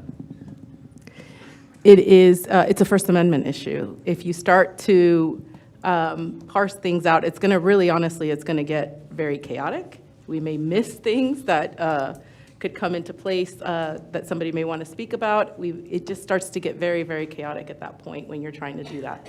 Now, you want to keep your categories the same, though. So you're treating everybody the same. That's basically what First Amendment allows you to do, or asks you to do, is to treat speakers that are speaking on the same subject the same. So same amount of time, same restrictions, et cetera. I saw Clerk Meyer, then Board Member Cross, and then Board Member Cota. Okay, thank you. I'm excited you brought up the deep dive, because I was going to bring that up too. Okay, so I'm a big fan of data. I think data is super important when we make our decisions.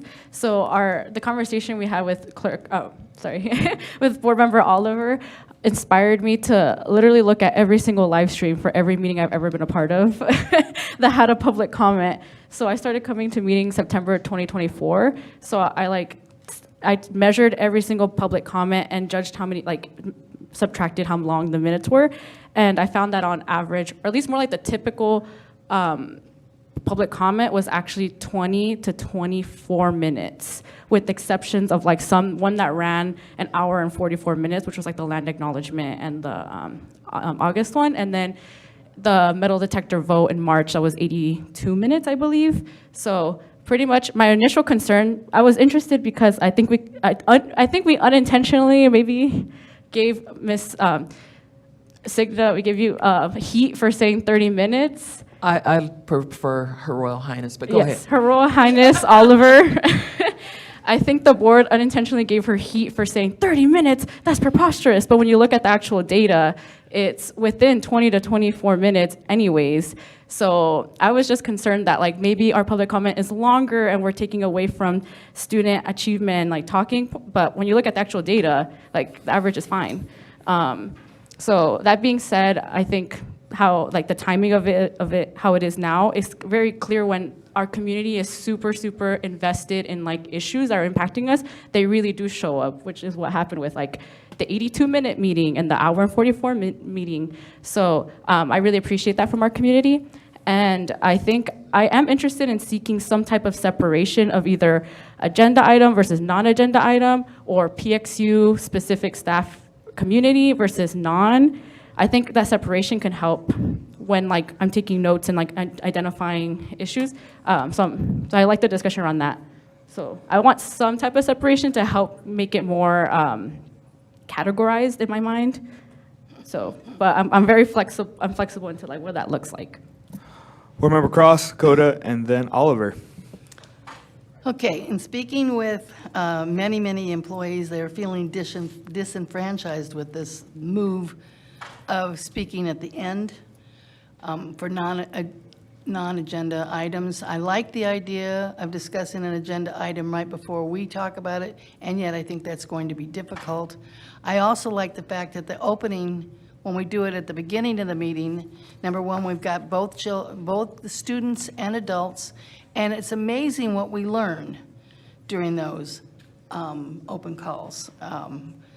I can think of 2 or 3 incidences where we've asked to have things looked at.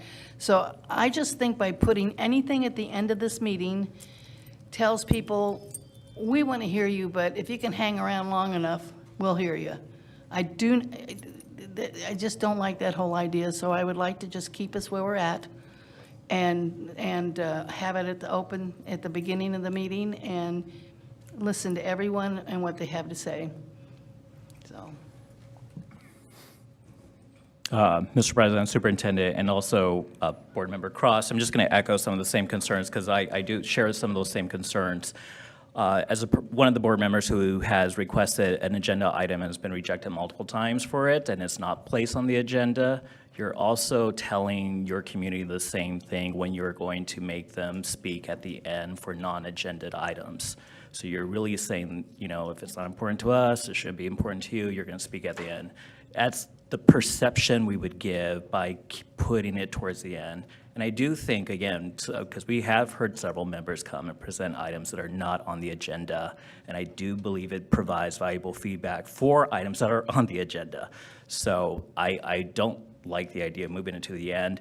And I do have maybe a concern, but more of a question, that if we are going to allow public comment, and I do understand Representative Marquez that with the way, I think it's version 2, that would actually give the public comment to respond or at least provide feedback multiple times. I do agree with that. I like that idea, but I also would the public have to know exactly which agenda item they are speaking on ahead of time when they submit comment in. So my concern will also be that as well, is that they may not know exactly. So that might, again, not that we are trying to disenfranchise, but there's concern, that limitation as well. So thank you. Board Member Oliver. Sure. So to Board Member Coda's last comment, I'll speak to that first because that's right on the top of my head. Again, I don't think it's disenfranchising anyone to speak. We do want to hear from our community, our students, our staff, you know, our parents and everything. But for the sake of efficiency, and I'm going to move into the reason why I initially said this, is this board has committed to be a board that looks and then focuses on student outcome-focused governance. We're not doing that because we're not being efficient. We're here, we're a school district, and we're a school district for our future, which is the students. And their outcomes is what means everything to everything. If we spend inefficient time on topics that may be important to people, we hear those as well because we make comments to the superintendent and make directions to the superintendent and the executive committee to act on those things. It shouldn't matter. And the thought of where, you know, the perception is being disenfranchising our community. Again, I'll say, I listened to the community. I was meeting with the community during Christmas break because it is important that I understand what the members of the community want. But again, we're a public school district. The purpose, the why of a public school district is student outcome focus.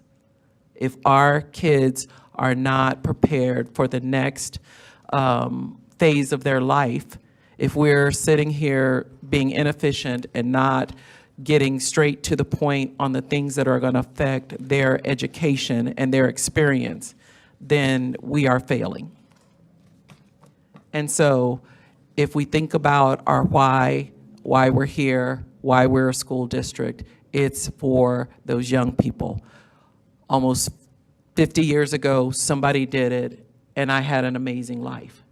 I want that same opportunity for our students, and we need to focus on the things that are important that will make them successful, and that means we have to be more efficient in what we do.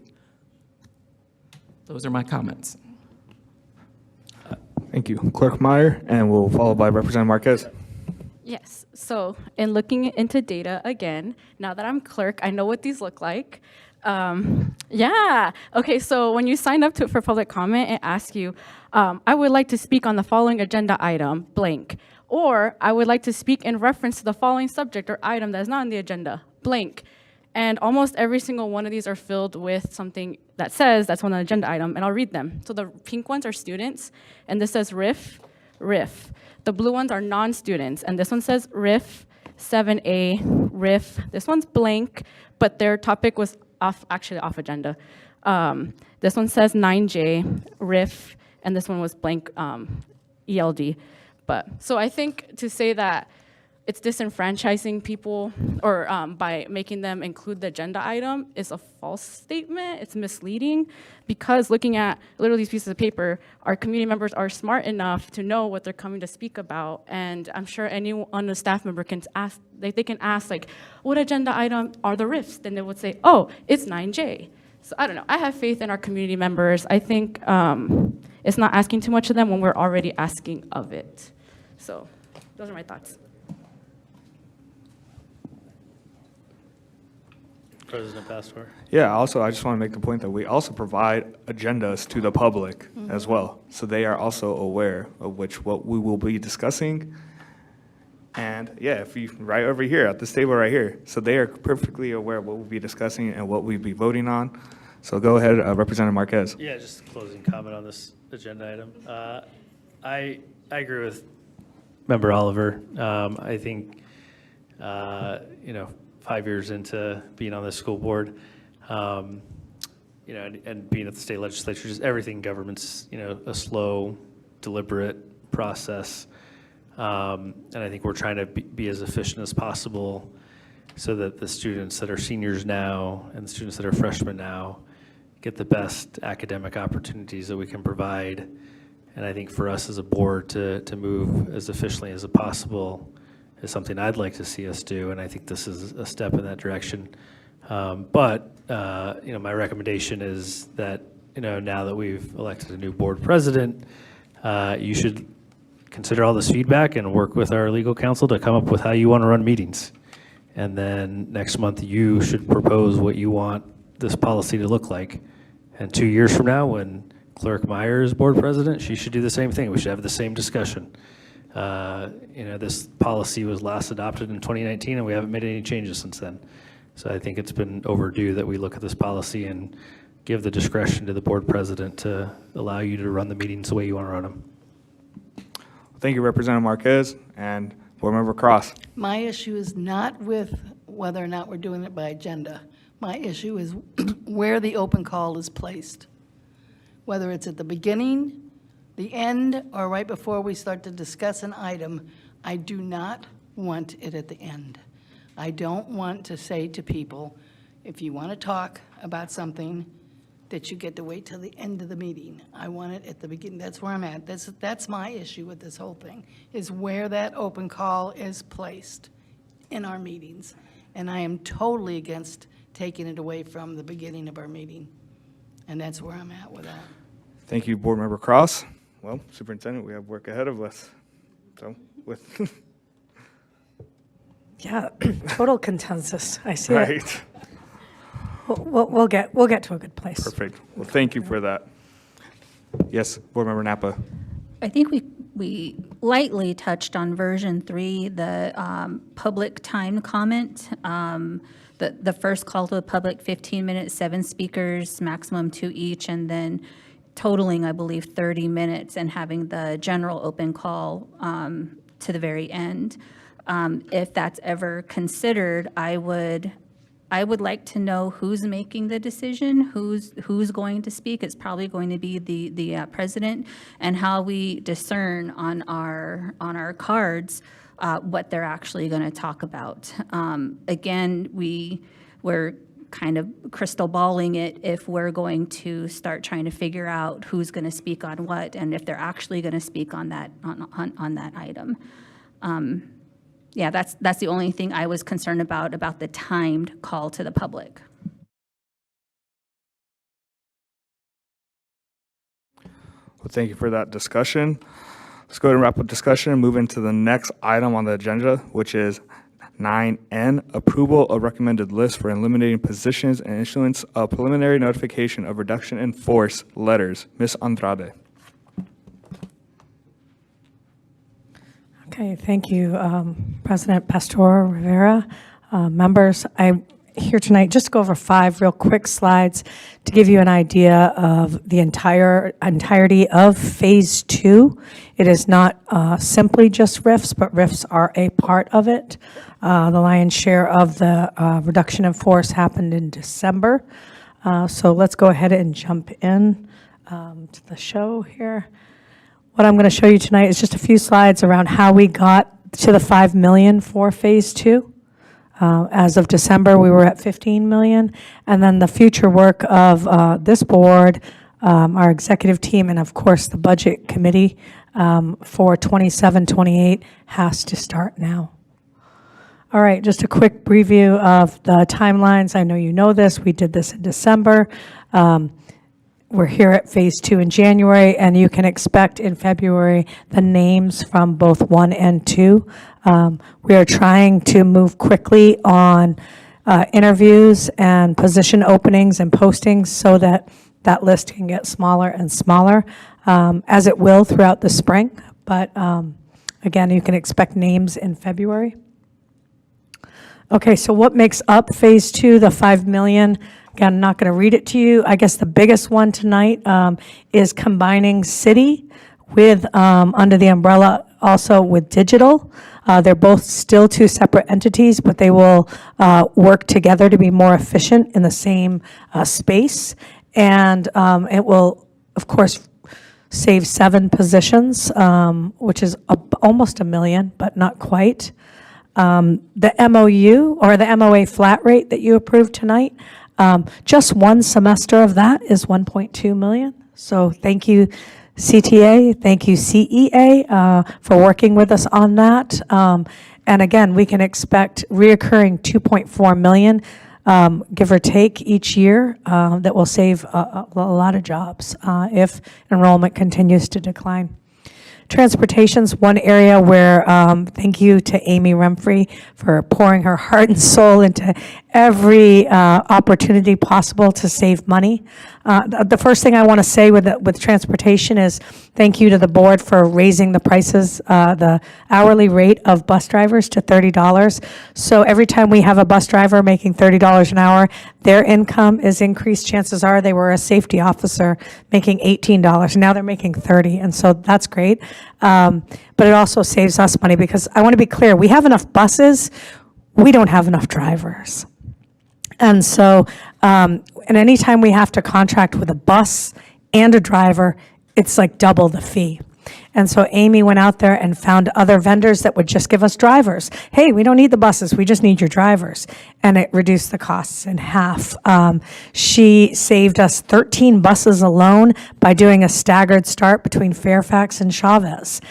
So little by little, we're chipping away at the complexity of our transportation system, which I thought I was going to be able to come in a year fix. And it is complex and it is challenging. And if you think you've fixed one thing, chances are you broke 2 others. So We are making progress, though, and really the end-all, be-all is to get as many of our own Phoenix Union drivers. But you can see, and that's a lowball estimate of 2 million. We're pretty confident we will get there.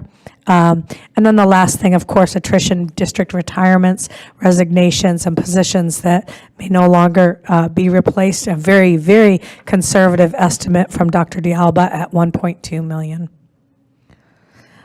So again, looking at phase 1 combined with phase 2 for a total of 20 million, we've reached the goal for next year, 26-27 school year. I want to take a minute just to review the future work that we're going to be doing with this committee. Again, it's important that we look at the historical data of Phoenix Union. We've got to study our footprint as far as programs. Strategically, we don't want all the same programs in the same areas. We want to look at our demographic report, which is due in mid-March. I'm excited to start really unpacking that. We're starting to look at the historic numbers of administrators, the historic number of teachers, the historic number of CEA or ESPs. And so really looking at that comparatively with enrollment and studying that. So here you go. Here's the work that the Budget Committee has before them. Again, demographics, enrollment projections, lots of studying, getting information as much as possible on the budgets, as well as understanding that our footprint is huge, right? It's 220 square miles and not all is equal. And so where are there high growth, high career areas that are booming in our footprint, and what do we need to do to respond to that? What CTE programs do we need to put there? Because we cannot continue to play defense, we've got to play offense as well and get a whole lot of kids back from going around the mountain. And so I believe Levine is that area, and I believe that's what our demographic report will tell us. And again, budget engagement. We have opportunities coming up this spring for students, family, community members, focus groups to really weigh in on some creative ideas for our budget and how to save money. And then last, again, I talked to it earlier, but that strategic academic programming. I dare not say the word consolidate, but sometimes it made sense to put city and digital together. All city kids take a digital class, and so they were more alike than they were different, yet they have unique. Are there other areas across the district where we can consolidate and combine without losing the programming? So those are all things the Budget Committee will be studying in the coming spring, in the coming next year, to bring recommendations forward. I, again, want to end phase 2 with a recommendation, our team to approve. There are 7 positions on tonight's reduction in force list. Primarily, it is from city. There are 2 additional teachers from other campuses that have had significantly low enrollment, a fashion teacher and a world language teacher. So altogether, it is 7 positions, and you have that copy in your board docs that we are recommending for reduction in force letters. And this concludes my report. Thank you, Superintendent Andrade. Is there a motion to approve item as presented? I motion. I'll second. Motion has been made by myself and seconded by Board Member Cross. Is there any discussion? Being that there's no discussion, let's do a roll call vote. Member Coda? No. Board Member Cross? Yay. Representative Marquez? Aye. Clerk Meyer? Aye. Board Member Napa? Yes. Board Member Oliver? Aye. And I myself and an aye. Motion carries. The next item is 9O, adoption of statement of charges in the matter of certified employee 2025-26-02E. Board, for this item, we'll need 2 separate motions. First, we need a dismissal motion. Is there a motion to adopt the statement of charges and issue to the employee identified as 202526-02E, a notice of the intention to dismiss the employee, and that if the employee does not timely request a hearing in accordance with Arizona law, then the employee is dismissed at the expiration of the time set forth in Arizona law with no further action of the governing board? Is there a motion? So moved. Second. A motion has been made by Board Member Oliver and seconded by Representative Marquez. We'll do a roll call vote. Board Member Cota. Aye. Board Member Cross. No. Representative Marquez. Aye. Clerk Meyer. Aye. Board Member Napa. Yes. Board Member Oliver. Aye. I, myself, and an aye. Motion carries. Next, we need a hearing officer motion. Is there a motion that if the employee requests a hearing on the statement of charges and the notice of intention to dismiss, that the governing board appoint a hearing officer from the list approved by the governing board today to hold the hearing, hear the evidence, prepare a record, and issue a recommendation to the governing board for action? I motion. Is there a second? Second. Motion has been made by myself and seconded by Board Member Oliver. Roll call vote. Board Member Cota. Aye. Board Member Cross. Aye. Representative Marquez. Aye. Clerk Meyer. Aye. Board Member Napa. Yes. Board Member Oliver. Aye. And I, myself, and an aye. Motion carries. The next item is 9P, adoption of statement of charges in the matter of certified employee 202526-03E. Board, for this item, will need two separate motions. First, we need a dismissal motion. Is there a motion to adopt the statement of charges and issue to the employee identified as 202526-03E, a notice of the intention to dismiss the employee, and that if the employee does not timely request a hearing in accordance with AZ law, then the employee is dismissed at the expiration of time set forth in AZ law with no further action of the governing board? I motion. Is there a second? Second. A motion has been made by myself and seconded by Board Member Cota. Roll call vote. Board Member Cota. Aye. Board Member Cross. Aye. Representative Marquez. Aye. Clerk Meyer. Aye. Board Member Napa. Yes. Board Member Oliver. Aye. And I and myself. Motion carries. Is there a motion that if the employee requests a hearing on the statement of charges and notice of intention to dismiss, that the governing board appoint a hearing officer from the list approved by the governing board today to hold the hearing, hear the evidence, prepare a record, and issue a recommendation to the governing board for action? I motion. Is there a second? Second. Motion has been made by myself and seconded by Clerk Meyer. Roll call vote. Board Member Cota. Point of order is, Mr. President, is there supposed to be calls for discussion at each of these? No. Okay, No. just clarifying, thank you. Perfect. So your vote? Aye. Board Member Cross. Aye. Representative Marquez. Aye. Clerk Meyer, excuse me. Aye.